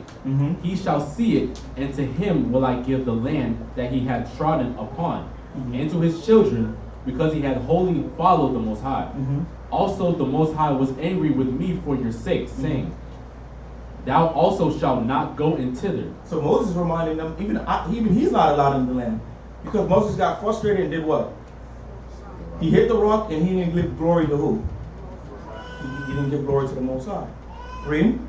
But Joshua, the son of Nun, which standeth before thee, he shall go in thither. Right. Encourage him, for he shall cause Israel to inherit But it. the only people that's going to make it is Joshua and Caleb. They're the ones that's going to make it. Because what was different about Joshua and Caleb's report? They said we could take it. Those Hamites don't know how to fight like we know how to fight. We could take and conquer the city. They believed in the Most High. They had faith in the strength of the Heavenly Father. This is why they inherited the land. Read. Moreover, your little ones, which ye said should be a prey, and your children, which in that day had no knowledge between good and evil, they shall go in thither, and unto them will I give it, and they shall possess it. But as for you, turn you, and take your journey into the wilderness by the way of the Red Sea. So after the Most High made his big speech and told them they're not going to get into the land, of course Israel's salty. Israel's crying. They're arguing with each other. Why did you say that? I didn't say that. They're putting the blame on somebody during this time. Israel always do that. Now he's telling them, turn around, you can't proceed any further. Read. And then he answered and said unto me, Read. We have sinned against the Most High. What did it say? We have sinned against the Most High. Read. We will go up and fight. Now this is not the instruction the Most High gave them. He told them, turn around. You grounded. Now they said, we're not grounded, we're going to go up. Read. According to all that the Most High our power commanded us. And when ye had girded on every man his weapons of war, ye were ready to go up into the hill. Now at first they didn't want to fight, now they're ready to fight. Read. And the Most High said unto me, Read. Say unto them, What did he say unto them? Go not up. What did he say? Go not up. What did he say? Go not up. He said, go not up. Why?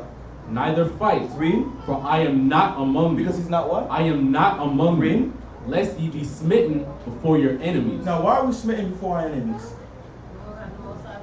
He's not among us. 1 Samuel 17 and 47. When you look at the condition that we're in, we can never win against the white man the way we are now. Because as long as we continue breaking the commandments, he will have that constant edge over us. The nations will always defeat us. Because we're nothing without the Heavenly Father. That's our strength. Their strength is in there's idols, their gods, their weapons, their spears. Our strength has always been the Most High. Because he's the one that chooses who wins the fight and who loses the fight in the movement. He's the author. He decides who wins and who loses. 1 Samuel 17 and 47.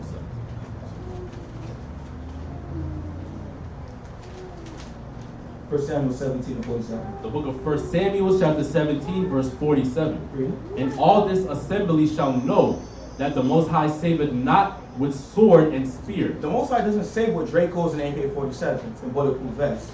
Read. For the battle is the Most High. Because the war, the outcome of the battle will always be at the hands of the Most High.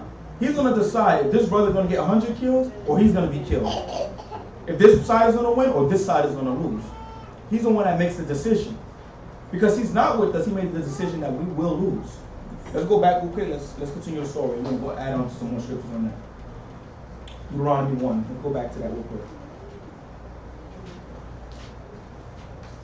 Go back up to verse 42. The book of Deuteronomy chapter 1 verse 42. Read. And the Most High said unto me, say unto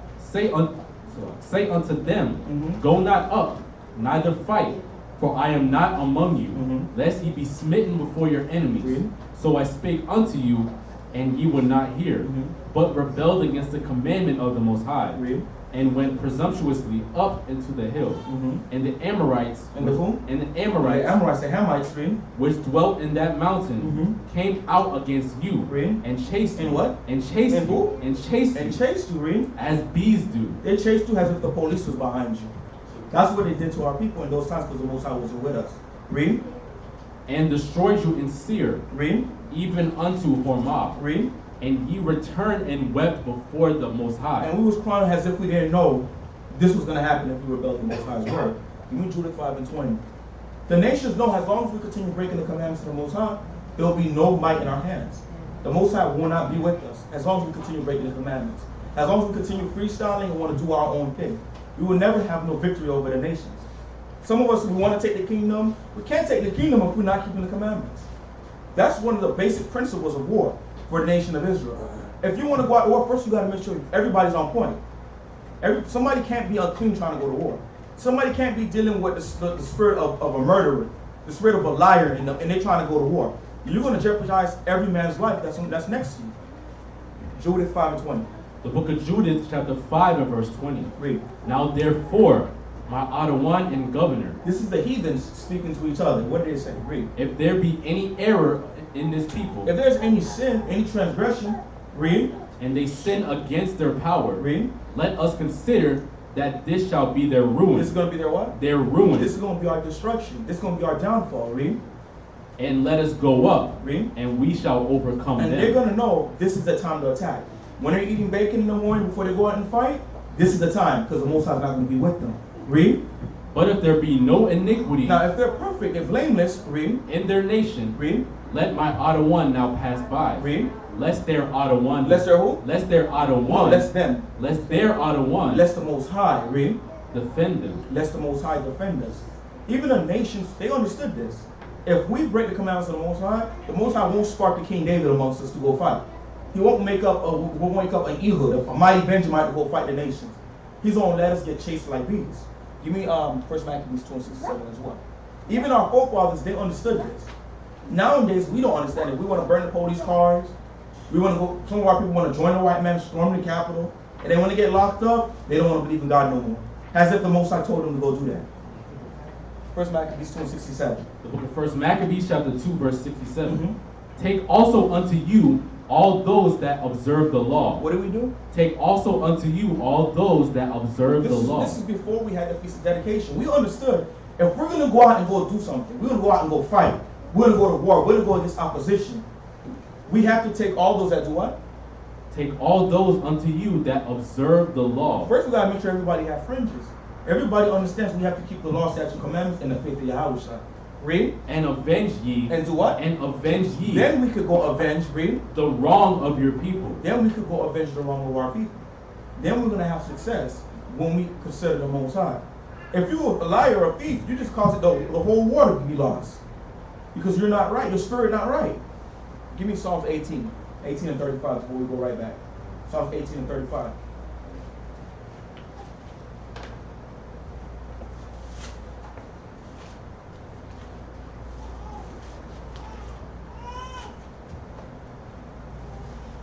Book of Psalms chapter 18 and verse 35.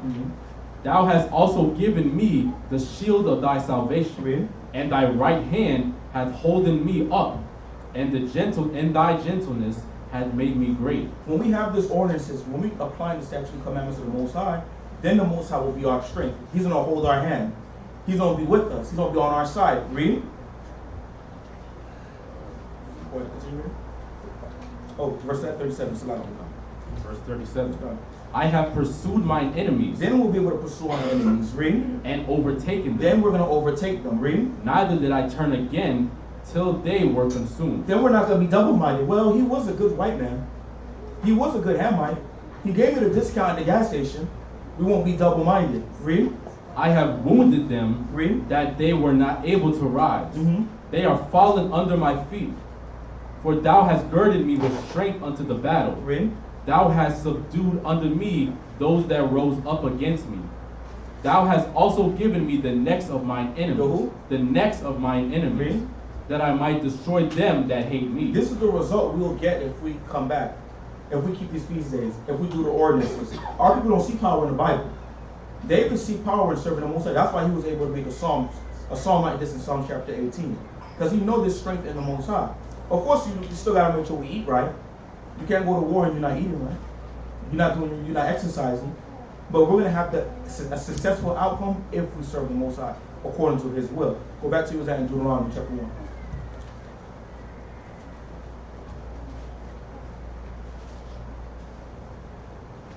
The book of Deuteronomy chapter 1 and verse 45. And ye returned and wept before the Most High. But the Most High would not hearken to your voice, nor give ear unto you. So ye abode in Kadesh many days, according unto the days that ye abode there. The book of Deuteronomy chapter 2. Then we turned and took our journey into the wilderness by the way of the sea, of the Red Sea, as the Most High spake unto me. And we compassed Mount Seir many days. And the Most High spake unto me, saying, Ye have compassed this mountain long enough. Turn you northward, and command thou the people, saying, Ye are to pass through the coast of your brethren, the children of Esau, which dwell in Seir, and they shall be afraid of you. Take ye good heed unto yourselves, therefore. Meddle not with them. He said, don't do what? Meddle not with them. Because we are on a mission. We can't go around messing with, terrorizing the so-called white man during this time. We still have work we have to do and conquer the promised land. Because they seen what the Most High did in Egypt. They seen what we did. They heard about Sion, what happened with Og, king of Bashan. At this time, they know the Lord is with us. So when the white man knows the Most High is with you, just like when we're in this word, he's not going to mess with you. He knows something's different about you. Read. Meddle not with them, for I will not give you of their land. No, not so much as a foot breadth. Because I have given Mount Seir unto Esau. Because he did what? I have given Mount Seir unto Esau. Read. For a possession. For a what? For a possession. Now the reason why the Lord is saying this in Deuteronomy 32 and 8, let's find out why he's doing this. Because from the beginning, he gave every nation their own land. Yes, Israel owns the whole planet. We're going to be the governors. We're going to oversee everything that goes on in this planet. Everything that goes on the sea, land, and sky. But from the beginning, the Most High gave everybody their own piece of land, their own home, their own heritage. Now, when you look at the maps today, you see every nation was moved out their border. The white man's possessing Europe. That was originally given to predominantly Japheth. Ham don't even have his heritage anymore. They're kicking them out, trying to take their resources. We're not in the land of Israel. Amalek is in there. Nations will move out of their borders. But from the beginning, the Most High gave everybody their own piece of land, their own home, to call theirs. Read. The book of Deuteronomy, chapter 32, verse 8. Read. When the Most High divided to the nations Read. their inheritance, From the beginning, he gave nations their own inheritance. Read. When he separated the sons of Adam. When he did what? He separated the sons of Adam. That shows you all nations wasn't supposed to be one fruit salad. Everybody was supposed to be separate. Read. He set the bounds of the people according to the number of the children of Israel. He gave everybody their land with keeping Israel in mind. Okay, the children of Israel is going to come on earth. They're going to have to get their own. I'm going to do it according to the number of the children of Israel. Let's go back to what was that? The book of Deuteronomy, chapter 2, verse 5. Read. Meddle not with them, for I will not give you of their land. Read. No, not so such as a foot breadth, because I have given Mount Seir unto Esau for a possession. Ye shall buy meat of them for money, that ye may eat. And ye shall also buy water of them for money, that ye may drink. For the Most High thy power hath blessed thee in all the works of thy hand. He knoweth thy walking through this great wilderness. These 40 years the Most High thy power hath been with thee. Thou hast lacked nothing. He said the whole time the Most High is with us, we're in tune with the Most High. We didn't need water. Because he's going to give us water unless we complain. And he made us thirst out a little longer. He gave us food when we needed it. He gave us possessions when we needed it. He gave us we got some service during the time of the wilderness as well. He gave us the things that was necessary for this mission that we was partaking in. Read. Verse 8. And when we passed by from our brethren, the children of Esau, which dwelt in Seir, through the way of the plain of Elath, and from Ezion Geber, we turned and passed by the way of the wilderness of Moab. And the Most High said unto me, distress not the Moabites. He said, don't scare the Moabites. They're already shook because they know the Most High is with us. He said, don't harass them. Read. Neither contend with them in battle. Don't fight them. Read. For I will not give thee of their land for a possession. Because he gave them their own home to call theirs. Read. Because I have given Ar unto the children of Lot for a possession. Read. The Amims dwelt therein in times past, a people great, and many and tall as the Anakims, which also were accounted giants. Which were what? Accounted giants, as the Anakims. But the Moabites called them Amims. So there was great men of great stature back then that they considered giants. Why? Because they weren't 5'9". They weren't 5'11". They were over 6'5", over 6'8". Because I want you to get an image up so we can see an example. Look at the Tutsi tribe in Africa. And then we're going to see a visual of how tall these men were. Because they're still tall to this day. Nothing's changed. Israel, we're predominantly 5'9", to 6 feet. But the Tutsis, the Anakims, they were a lot taller than us, way taller than us. When we look at them, we look like a child in their sight because of their great stature. Let's look at them up. T-U-T-S-I. Tutsi tribe. Look up Tutsi height. You'll be able to see their height.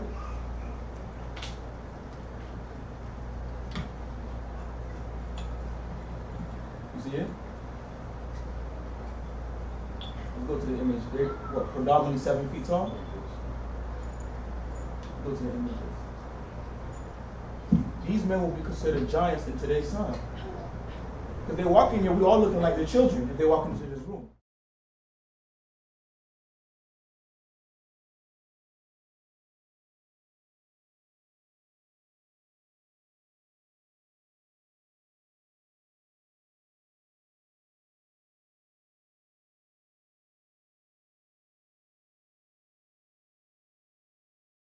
But the children of Esau succeeded them, when they had destroyed them from before them, and dwelt in their stead. So Esau destroyed their harems and took their possession, like they do. They do this to this day. They see land, they like the land, they like the trees, they like the resources. They don't purchase it, they don't make no deals, they don't make no trades. They come, rape, rob, pillage, and destroy and take. Even from the scriptures, they were accustomed to doing Set this. up crews so they can go over there after they say like they did in Haiti. Right, trying to sell the Maxine. They got a resolution. Read. As Israel did unto the land of his possession, which the Most High gave unto them.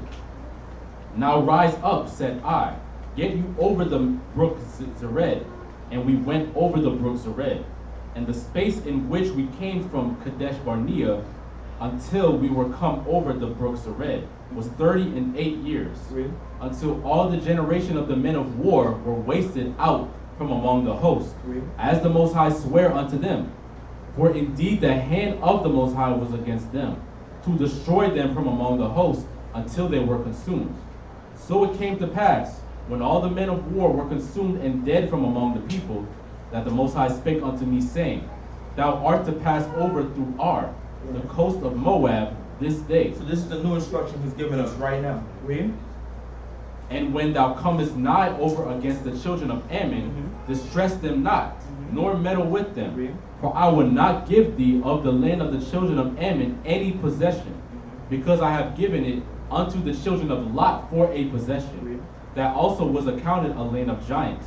Giants dwelt therein in old time, and the Ammonites called them Zamzumims, a people great and many and tall, as the Anakims. But the Most High destroyed them before them, and they succeeded them, and dwelt in their stead. As he did to the children of Esau, which dwelt in Seir, when he destroyed the Horims from before them, and they succeeded them, and dwelt in their stead even unto this day. And the Avims which dwelt in Hazarim, even unto Azah, and the Captorims, which came forth out of Captor, destroyed them and dwelt in their stead. Verse 24. Rise ye up, take your journey, and pass over the river Arnon. Behold, I have given into thine hand Sihon the Amorite, king of Heshbon, and his land. Begin to possess it and contend with him in battle. So now he's giving us instruction to go out and go to war. Now it's time to fight. Read. This day will I begin to put the dread of thee and the fear of thee upon the nations that are under the whole heaven. Read. Who shall hear report of thee and shall tremble and be in anguish because of thee? So he's going to put the fear of us in all the hearts of the nations round about us. So when they decide to go to war, they're going to think twice. Some of them are going to reconsider the fight. Maybe we should just give up and be servants.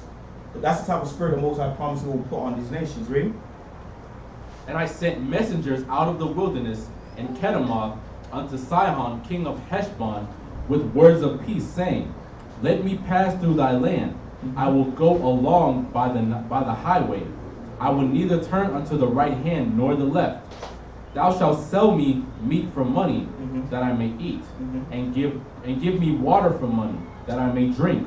Only I will pass through on my feet, as the children of Esau which dwell in Seir, and the Moabites which dwell in Ar, did unto me, until I shall pass over Jordan into the land which the Most High our power giveth us. So when we gave them an offer, we told them we'll buy our water. We'll buy our food. We won't mess with you. We just want peace. We just want to go about our business fairly. Read. But Sihon, king of Heshbon, would not let us pass by him. Read. For the Most High thy power hardened his spirit. Because he did what? Hardened his spirit. Because the Most High is the one who caused him to want to go fight.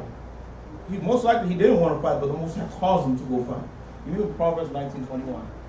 Because the Most High is a God of war. He likes to see conflict. Because what he's trying to do is accomplish his purpose. You read Proverbs 19:21. Sometimes in our minds we want to do something, but the Most High have a completely different purpose from us. He'll make you go full circle to do what he needs you to do.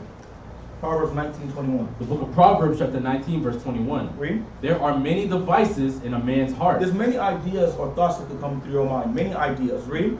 Nevertheless, Even though you have your own mind, you want to do your own thing. Read. the counsel of the Most High, The purpose of the Most High. Read. that shall stand. That's what's going to happen. If the Most High wants you to come here and conquer and win, he's going to make it happen. Even though you don't want to fight, he will make it happen. Let's go back.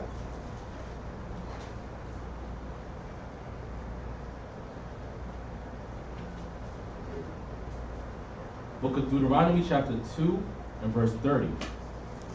But Sihon, king of Heshbon, would not let us pass by him. For the Most High thy power hardened his spirit, and made his heart obstinate, that he might deliver him into thy hand, as appeareth this day. And the Most High said unto me, Behold, I have begun to give Sihon and his land before thee. Begin to possess, that thou mayest inherit his land. Then Sihon came out against us, he and all his people, to fight at Jahaz. And the Most High our power delivered him before us, and we smote him, and his sons, and all his people. And we took all his cities at that time, and utterly destroyed the men, and the women, and the little ones of every city. We left none to remain. Only the cattle we took for a prey unto ourselves, and the spoil of the cities which we took. From Aurora, which is by the brink of the river of Arnon, and from the city that is by the river, even unto Gilead, there was not one city too strong for us. The Most High our power delivered all unto us. Only unto the land of the children of Ammon thou camest not, nor unto any place of the river Jabbok, nor unto the cities in the mountains, nor unto whatsoever the Most High our power forbade us. So the Most High allowed us to get this victory through his will, because he wanted us to possess the land of Moab. He had a purpose. Give me Matthew 10 and 16. Because like I said earlier, these things are going to come back. We're going to have to fight in the wilderness. It's coming. Some of us are going to have to start doing push-ups again, jumping jacks. We're going to have to get ready soon. But we're going to have to make sure we keep the commandments though if we want to win. Give me Matthew 10 and 16. The book of Matthew chapter 10 verse 16. Read. Behold, I send you forth as sheep in the midst of wolves. But when you look at the situation we're in right now, no matter how zealous we want the kingdom right now, we have to keep this instruction. The Most High sends has sheep amongst wolves. Sheep don't have horns. They don't have venom. They don't have fangs. They don't have no claws. They're a defenseless animal. That's how the Most High sent us out amongst the nations. Read. Be ye therefore wise as serpents. He said, as of right now in our low condition, we can't provoke the nations to come and fight us. We come into this truth. We don't go out and provoke them to come and go to war with us. Or label us as terrorists. They may label us as terrorists. They may call us worse than Al-Qaeda. But we don't go out there to provoke them because the Most High sent us as sheep in the midst of wolves. Read. And harmless as doves. And be harmless as what? And harmless as doves. We got to use the laws of the Most High to outwit the nations. We got to use our mind to outwit and get over on them according to the will of the Most High. And we have to be harmless as doves. We can't go out and go get guns and shoot nobody.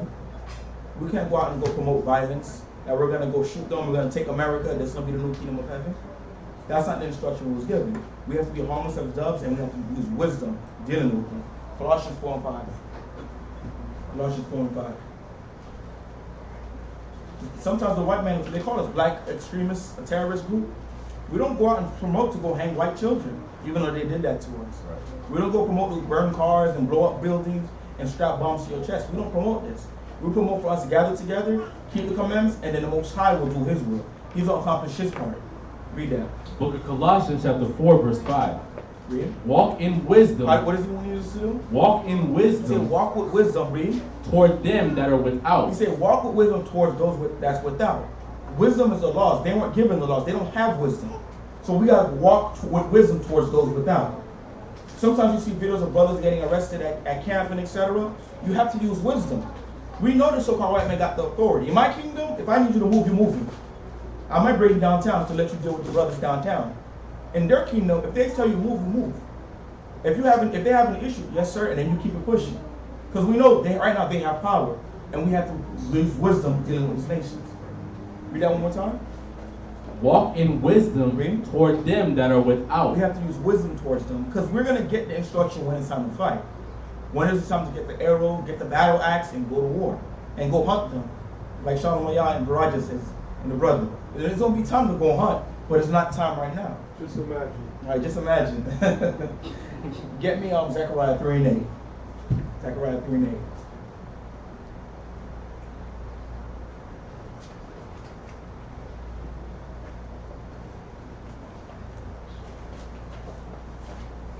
The book of Zechariah chapter 3 verse 8. Give Matthew 5 and 25. 5 and 25, come. No, let's read on Matthew 5, 25, and then we're going to be right back. The book of Matthew, chapter 5 and 25.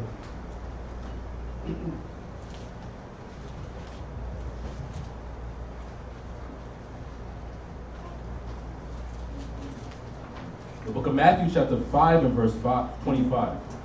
Agree with thine adversary quickly. What did he say? Agree with thine adversary quickly. Because sometimes when we come into the street, we're overzealous. Oh, the white man's the devil. I'm gonna cut his head off or something. If the white man is dealing with you, deal with him with wisdom. You know he's against you. You know he's waiting for you to say the wrong thing so he can give you a ticket, shoot you, put you in prison, or do something malicious towards you, or the other nations. If you know this already, you already know where his mind is at.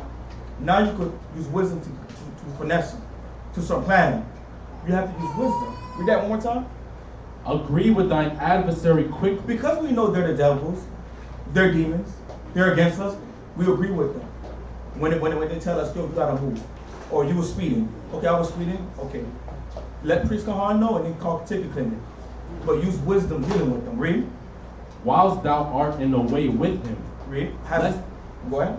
Lest at any time the adversary deliver thee to the judge. And listen, anytime you say the right thing for him to hang you on with the rope. And you put yourself in a position that you shouldn't be in. Now they say you resisting arrest. Now, yeah, you're resisting arrest, and your hands are still on the wheel. We have to use wisdom. As we go into this walk, as we continue seeing the times get closer, they're going to continue, they're going to begin to sweat. They're going to see their kingdom is falling. They're going to want to provoke you. They're going to want you to say the wrong thing. But we know that they're the devil, and we know we already got the victory in the end. Zechariah 3:19. Go ahead, give me that now. Zechariah 3:19. The book of Zechariah chapter 3 verse 8. Mm-hmm. Hear now, O Joshua the high priest, Really? thou and thy fellows that sit before thee, Mm-hmm. for they are men wondered at. Zephaniah. Book of Zephaniah chapter 3 verse 8. Right. Therefore wait ye upon me. What we have to wait on? Wait ye upon me. The most I said, wait upon him. There's going to be time for swords to be drawn. That time is coming. Hopefully we're ready when that time comes. Read. Saith the Most High. Read. Until the day that I rise up to the prey. Until the Most High is ready to get his name on earth again. Read. For my determination is to gather the nation. Because what's on his mind is to get revenge for us. The Most High is not thinking peace for the nation. It's not peace until we're made even Stephen. It's not peace until then. The Most High is well aware of this. Go ahead and get me Matthew 26 and 53. Matthew 26, 53.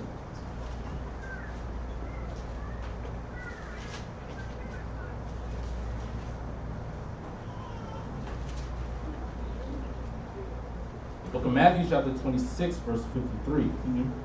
Thinkest thou that I cannot now pray to my Father, Read. and he shall presently give me more than 12 legion of angels? Because Yahushua, with his power, he kind of called the lead. He got called Michael, Gabriel, Uriel, and Raphael to come down and take down the Romans. With all his power, he knew prophecies had to happen. He knew he got to deal with wisdom, because it's not time for the kingdom to be taken yet. He could send angels right out to defend us. He did it before in the time of Maccabees. He did it during the time when the Assyrians came against our people in the history. It's nothing for the Most High to send the angels to battle for us right now. But we still not accomplishing our part. For him to want to fight for us, for him to desire to get revenge for us, we have to do our part. If you're still dealing with thou shalt not lie, I don't think you're ready for the kingdom, because the angel may come for you. Give me Micah 4 and 10, and we're going to go right back. We'll circle right back. Micah 4 and 10.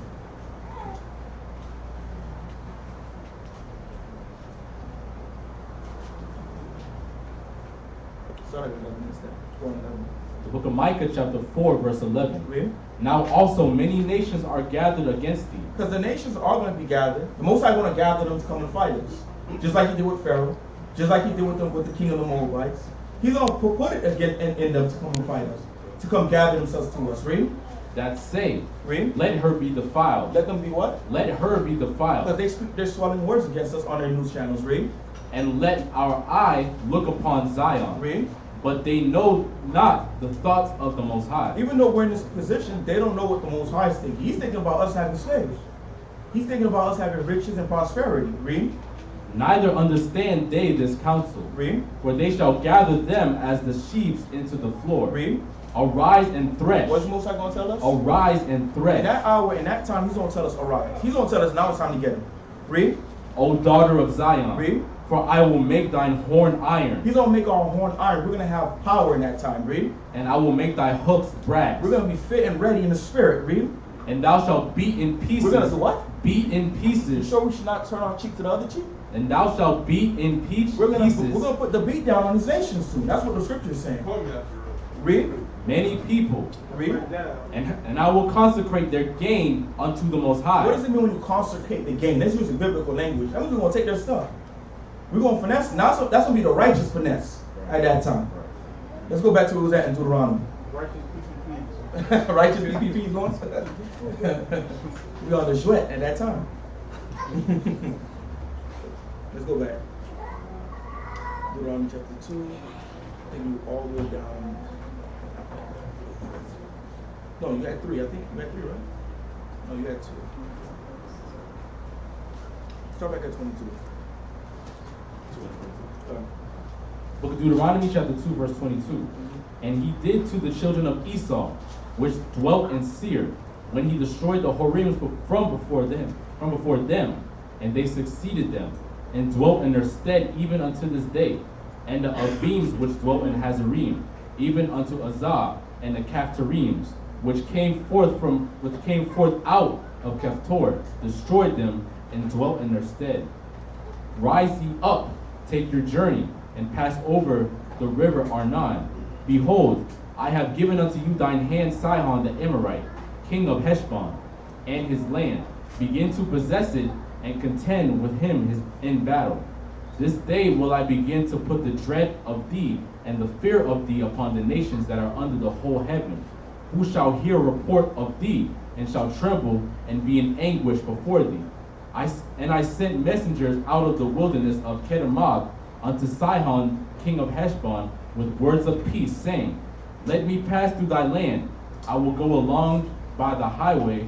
I will neither turn unto the right hand nor to the left. Thou shalt sell me meat for money, that I may eat, and give me water for money, that I may drink. Only I will pass through on my feet, as the children of Esau which dwell in Seir, and the Moabites which dwell in Ar, did unto me, until I shall pass over Jordan into the land which the Most High our power giveth us. But Sihon king of Heshbon would not let us pass by him, for the Most High hardened his spirit, and made his heart obstinate, that he might deliver him into thine hand, as appeareth this day. And the Most High said unto me, Behold, I have begun to give Sihon unto his land before thee. Begin to possess, that thou mayest inherit his land. Then Sihon came out against us, he and all his people, to fight at Jahaz. And the Most High our power delivered him before us, and we smote him and his sons and all his people. And we took all his cities at that time, and utterly destroyed the men and the women and the little ones of every city. We left none to remain. Only the cattle we took for a prey unto ourselves, and the spoil of the cities which we took from Aurora, which is by the brink of the river of Arnon, and from the city that is by the river, even unto Gilead. There was not one city too strong for us. The Most High our power delivered unto us. Only unto the land of the children of Ammon thou camest not, nor unto any place of the river Jabbok, nor unto the cities in the mountains, nor unto whatsoever the Most High our power forbade us. So you see at this time right now Israel is following instruction. The Most High said, kill all the heathen. We killing all the heathen. We taking their stuff. The Most High tells us not to go invade this land. We didn't invade this land. He tells us don't provoke this people. We didn't provoke this people. Now we see that we're having great success now in this battle, in this journey. Continue to chapter 3. The book of Deuteronomy chapter 3 verse 1. Then we turned and went up the way to Bashan, and Og the king of Bashan came out against us, he and all his people, to battle at Edrei. And the Most High said unto me, Fear him not, for I will deliver him and all his people and his land into thy hand, and thou shalt do unto him as thou didst unto Sihon king of the Amorites, which dwelt in Heshbon. So the Most High our power delivered into our hands Og also, the king of Bashan, and all his people, and we smote him until none was left to him remaining. And we took all his cities at that time. There was not a city which we took not from them.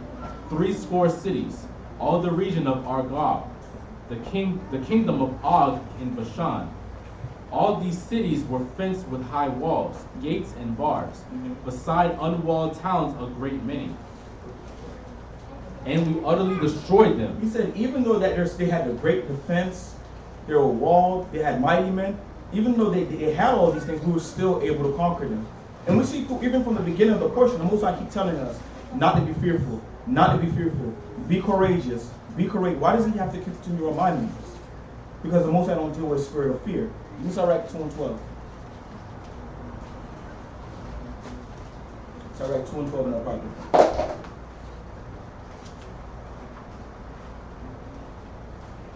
Start from verse 11.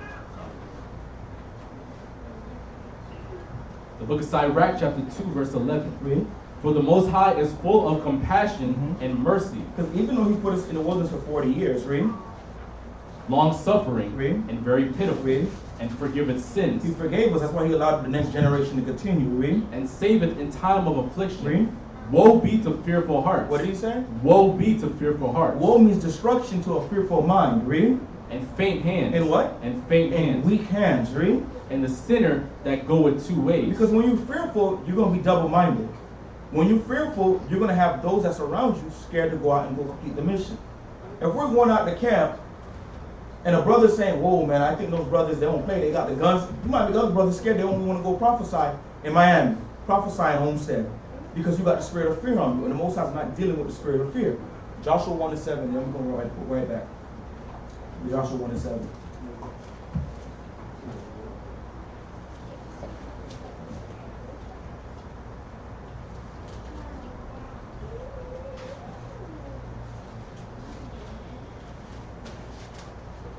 The book of Joshua, chapter 1, verse 7. Read. Only be thou strong. We're only supposed to be what? Only be thou This is strong the instruction he gave Joshua. This is the instruction that we need. The only thing we can be is strong. Read. and very courageous. And very what? And very courageous. Because even though we don't go out to war, what type of war do we do now? What type of war do we fight now? Well, we go to war throughout day in and day out. We do spiritual warfare. To be a warrior, can you be weak as a warrior? Can you be fearful as a warrior? Can you be double-minded? In this spiritual fight, you have to be strong and courageous. It takes strength to wear your fringes to work. It takes strength to call yourself an Israelite. I know priests always say that there's some people that work, they don't even, the co-workers don't even know they're Israel. And they don't wear their fringes at work. To be in this world, you have to have the spirit of a warrior on you. It takes the spirit of a warrior to tell the white man he's the devil in his country. He's going to captivity. Continue reading. That thou mayest observe to do according to all the law, Read. which Moses my servant commanded thee. Read. Turn not from it to the right hand or to the left, Read. that thou mayest prosper, That we made us what? mayest prosper Read. whithersoever thou And goest. that's what we see going on right now. Now we're obeying, we're being strong, we're being courageous. Now we're prospering now. Go back to what's that? The book of Deuteronomy, chapter 3, and verse 6. And we utterly destroyed them, as we did unto Sihon, king of Heshbon, utterly destroying the men, women, and children of every city. But all the cattle and the spoil of the cities we took for a prey to ourselves.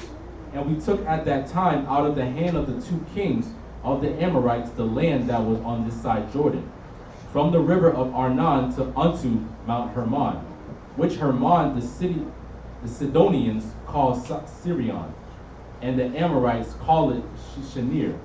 All the cities of the plain, and all Gilead, and all Bashan, unto Salcah and Edrei, cities of the kingdom of Og in Bashan. For only Og, king of Bashan, remained of the remnant of giants. Behold, his bedstead was a bedstead of iron. Is it not in Rabath of the children of Ammon? 9 cubits was the length thereof, and 4 cubits the breadth of it, after the cubit of a man. And this land, which we possessed at the time, from Arar, which is by the river Arnon, and half Mount Gilead, and the cities thereof, gave I unto the Reubenites and to the Gadites, and the rest of Gilead, and all Bashan, being the kingdom of Og, gave I unto the half tribe of Manasseh. So let's get a map of the territory of the land of Israel, so we can see what land that he gave them. Read that again, verse 12. Verse 12. And this land, which we possessed at that time, from Arar, which is by the river Arnon, and half Mount Gilead, and the cities thereof, gave I unto the Reubenites and to the Gadites. So we see that the land that the Most High gave to the three tribes was from those kings that we defeated. And we took the possession of the land. We're going to get a little visual up here as well, so we can see where's the land located.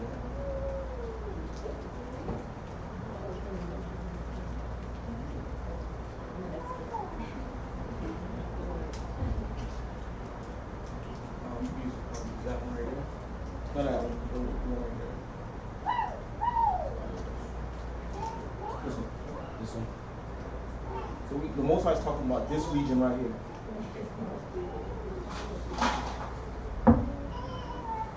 Zoom out. Zoom out. No, zoom out.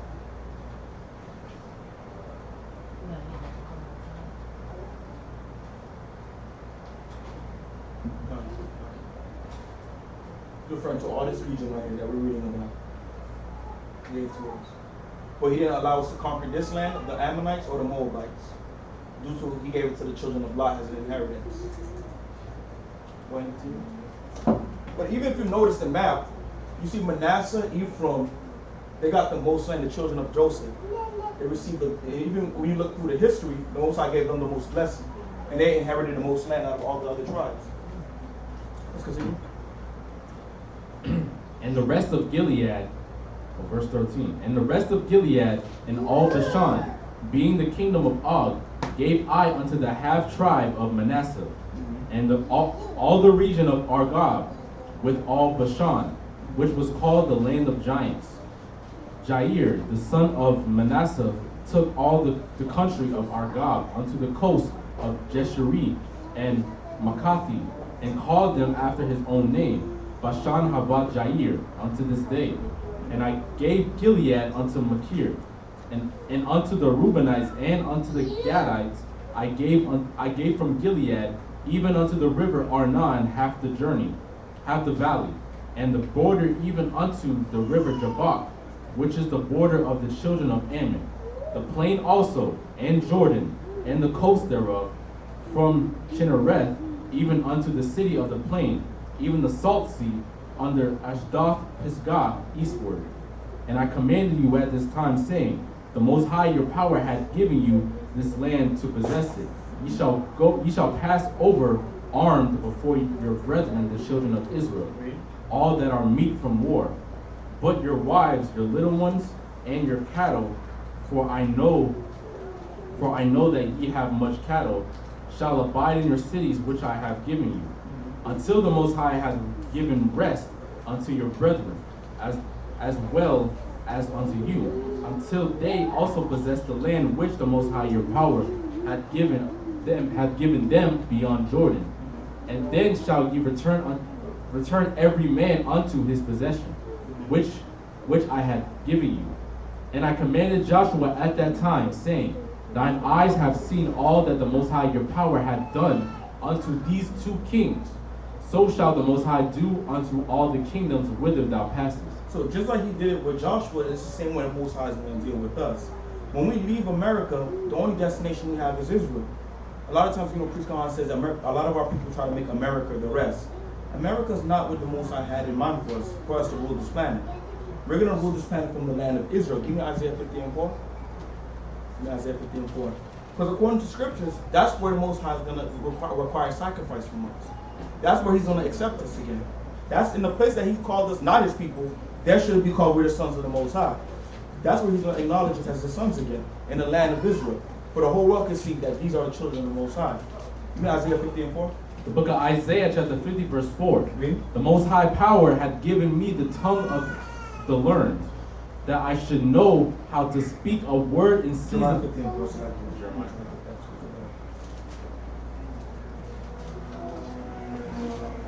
That was your precept too. Israel always scoffing.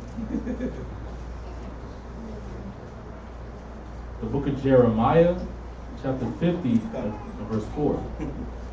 In those days and in that time, saith the Most High, The children of Israel shall come. The children of who? The children of Israel shall come. So-called Hispanics, Native Americans, Seminole Indians, read. They and the children of Judah So-called Haitians, Black Americans, and West Indians, read. together, Read. going and weeping. They're going to do what? Going and weeping. Why are they going to go on weeping? Because of 9 to 5s. Because of captivity. Because of sufferings that we suffer in this land. Read. They shall go and seek the Most High their power. Read. They shall ask the way to They're going to Zion. ask the way for Las Vegas. Ask the way to Zion. Hawaii. The way to Zion. Read. With their faces to the word. The Most High says, according to this prophecy, that we will seek Israel. Because a lot of our people, we don't see value. The nations see value in the land of Israel. That's why they fight over it. That's why Ishmael and Amalek continue bombing each other. They see the power and the value in the land. We don't see the value of it. Read. Saying, come and let us join ourselves to the Most High in a perpetual covenant Read. that shall not be forgotten. That we will say together, okay, we was wrong. Let's keep the commandments and let's look towards Israel. Jeremiah 3 and 18.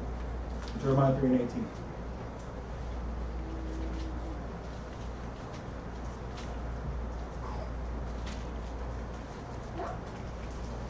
The book of Jeremiah, chapter 3, and verse 18. Everybody there? Khan? Read. In those days, Read. the house of The Judah, house of who? the house of Judah Read. shall walk with the house of Israel, Read. and they shall come together Read. out of the land of the north. That we will come out of this captivity together. Not 3 tribes are going back home. 10 tribes are going back home. All 12 tribes are going to come together out of the same captivity together and go where? Out of the land of the north Read. to the land that I have given for an inheritance Read. unto your fathers. This is the land that the Most High promised. This is the land that we're reading about right now. He promised that we'll come together and we'll leave together and go back into the land of Israel together. Hosea 1 and 10, and then we go right back so we can finish up. Hosea 1 and 10.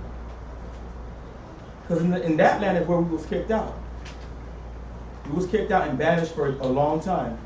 In that land is where the Most High going to accept us. In that land we're going to receive the blessings. In that land the nations are going to bring their riches with a smile to us in the land of Israel. Hosea 1 and 10. The book of Hosea, chapter 1, verse 10. Read. Yet the number of the children of Israel shall be as the sand of the sea, Read. which cannot be measured Read. nor numbered. Mhm. And it shall come to pass Read. that in a place where it was said unto them, Ye are not my Because people, the Most High abandoned us for a time because of our iniquities. Read. there it shall be said unto them, Read. Ye are the sons of the living power. There is going to be acknowledged that who the Israelites are, who the chosen people of the Most High are. That the Most High God isn't dead, He's not asleep. Read. Then shall the children of Judah Read. and the children of Israel Read. be gathered together. There we're going to be gathered together as one nation under Hamashiach Yahushua and the Most High. Go back to Hosea and Deuteronomy there.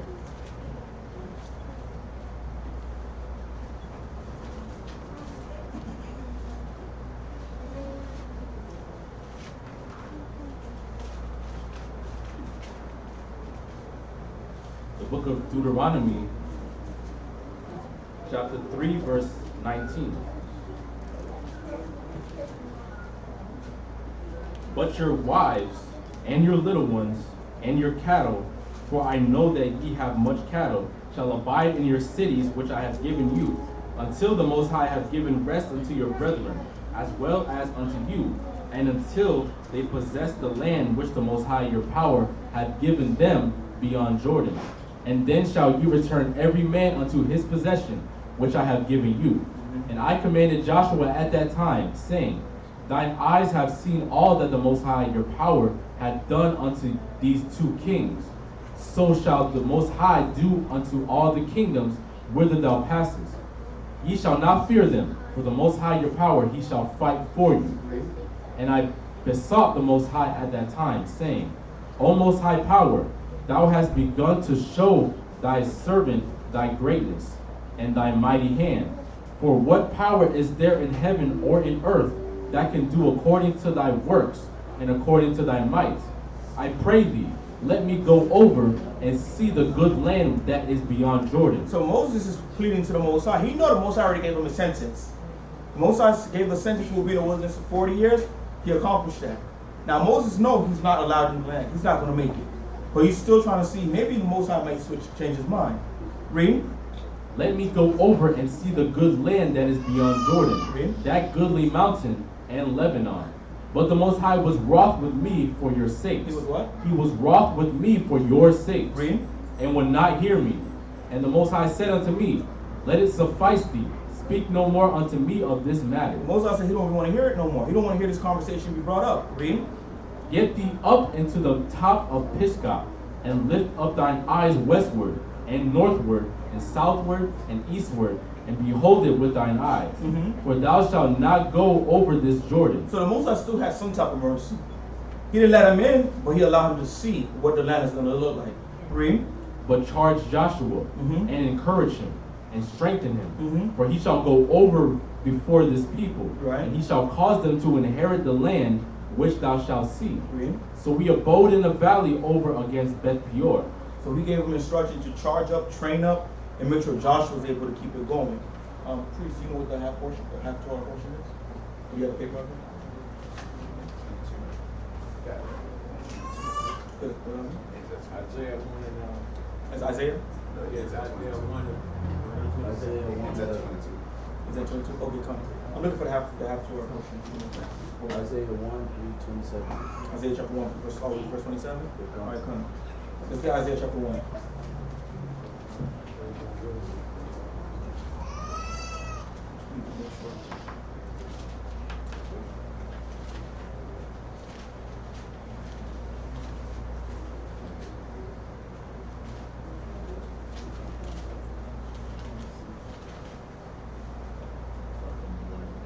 Yeah, 1.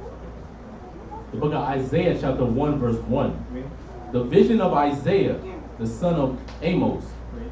which he saw concerning Judah and Jerusalem in the days of Uzziah, Jotham, Ahaz, and Hezekiah, kings of Judah. Hear, O heavens. So we're going to go over the half portion. We're going to see how the half portion goes hand in hand with what's going on in the wilderness. The issue the Most High had was in the wilderness. Read. Hear, O heavens, and give ear, O earth. Read. For the Most High hath spoken. I have nourished and brought up children, Read. and they have rebelled against me. So the Most High said that he brought up children. He gave them an inheritance. He gave them blessings.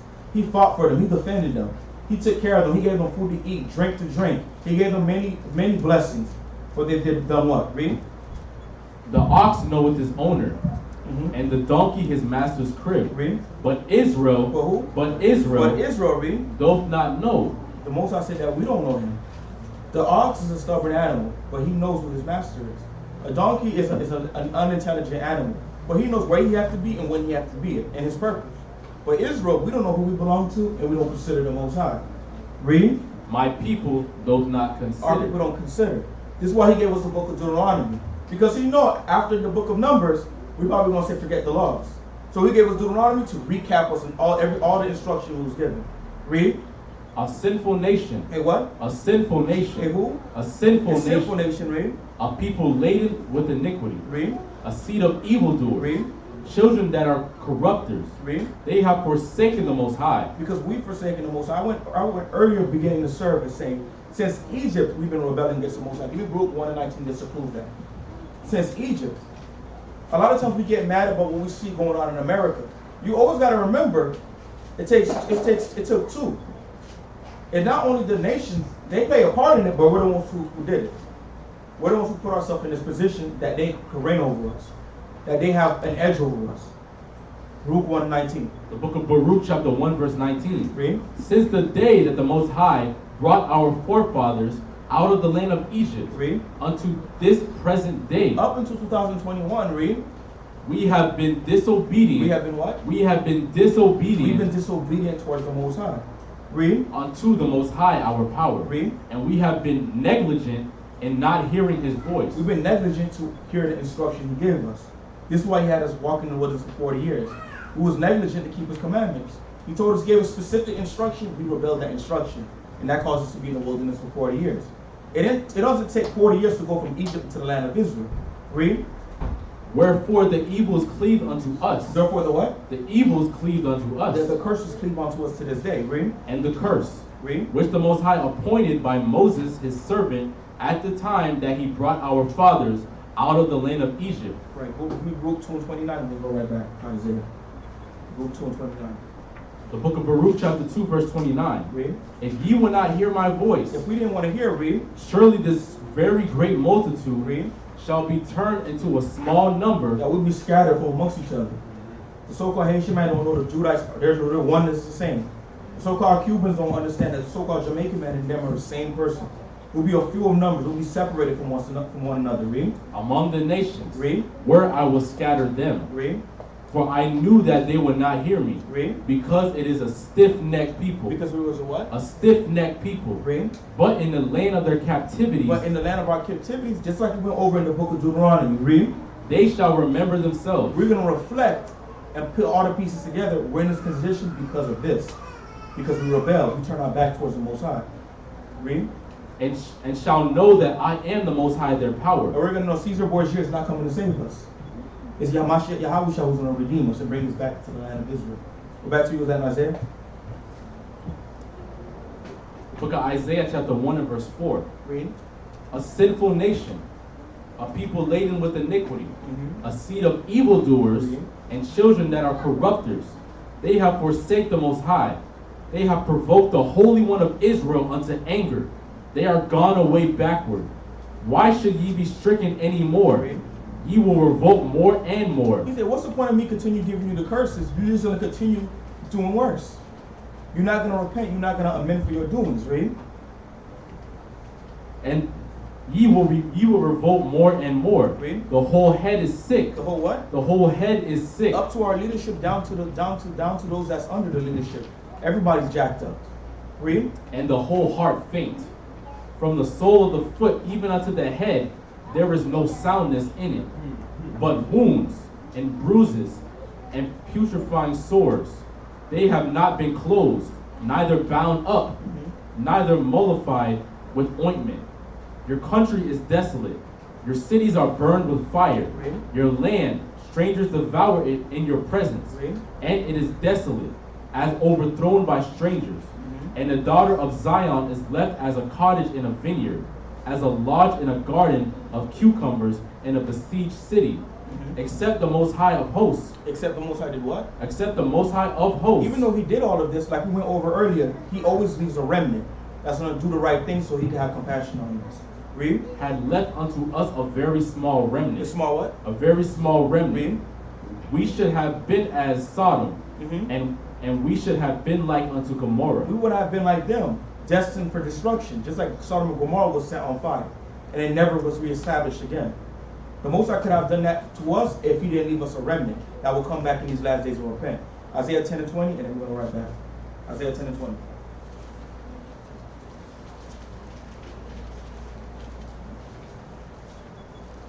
The book of Isaiah chapter 10 and verse 20. And it shall come to pass in that day Right? that the remnant of There will Israel be a remnant, read. and such as are escaped of the house of Jacob Right. shall no more again stay unto him that smote him. No more is that remnant going to continue waiting on the nations to come and save us. Sometimes our people wait for the so-called white man to come save them. So Haiti right now is waiting for the white man to come save them. And the white man is the one who brought them there. Cuba is waiting for salvation from the so-called white man. The remnant is not going to wait on the nations to come. They're going to understand the Most High is the salvation. Read. But shall stay upon the Most High, Read. the Holy One of Israel, in truth. Read. The remnant shall return, even the remnant of Jacob, unto the mighty power. Mm-hmm.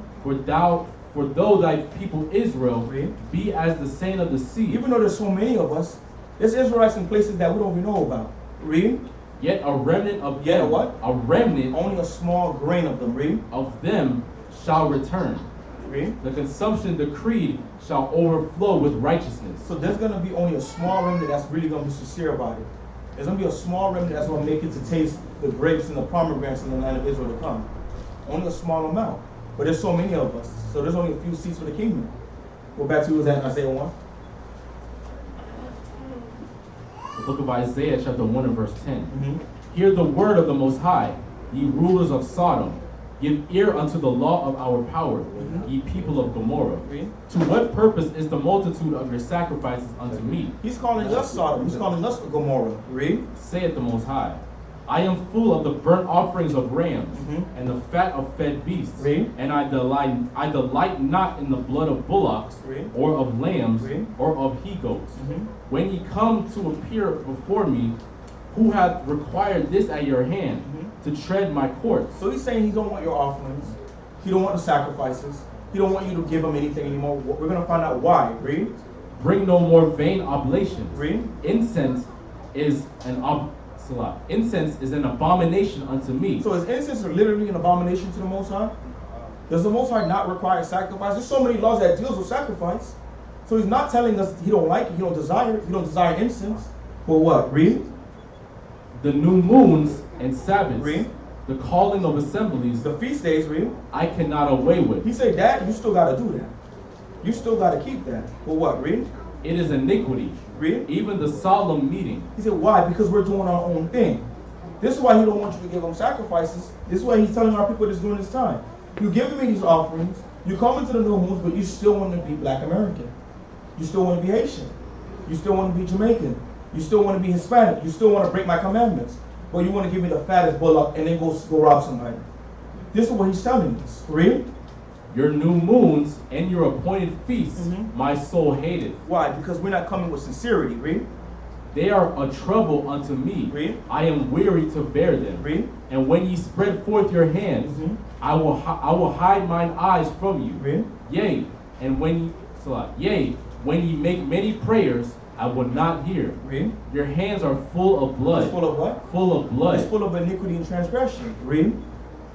Wash you, make you clean. What did he say? Wash you, make you clean. What did he say? Wash you, make you clean. He said, purify yourself, clean yourself. Christians believe that when you go into a water, that's what's going to purify you. But that's not what's going to purify you. It's your obedience to the Most High. That's what's going to clean you. That's what he's asking us to do. Be obedient. Clean yourselves. Because water doesn't forgive sins. Our people did that as a custom, but that did not forgive us of our transgressions. Read. Put away the evil of your doings before mine eyes. Read. Cease to do evil. Do what? Cease to do evil. Read. Learn to do well. Seek judgment. Read. Relieve the oppressed. Judge the fatherless. Read. Plead for the widow. Read. Come now and let us reason together.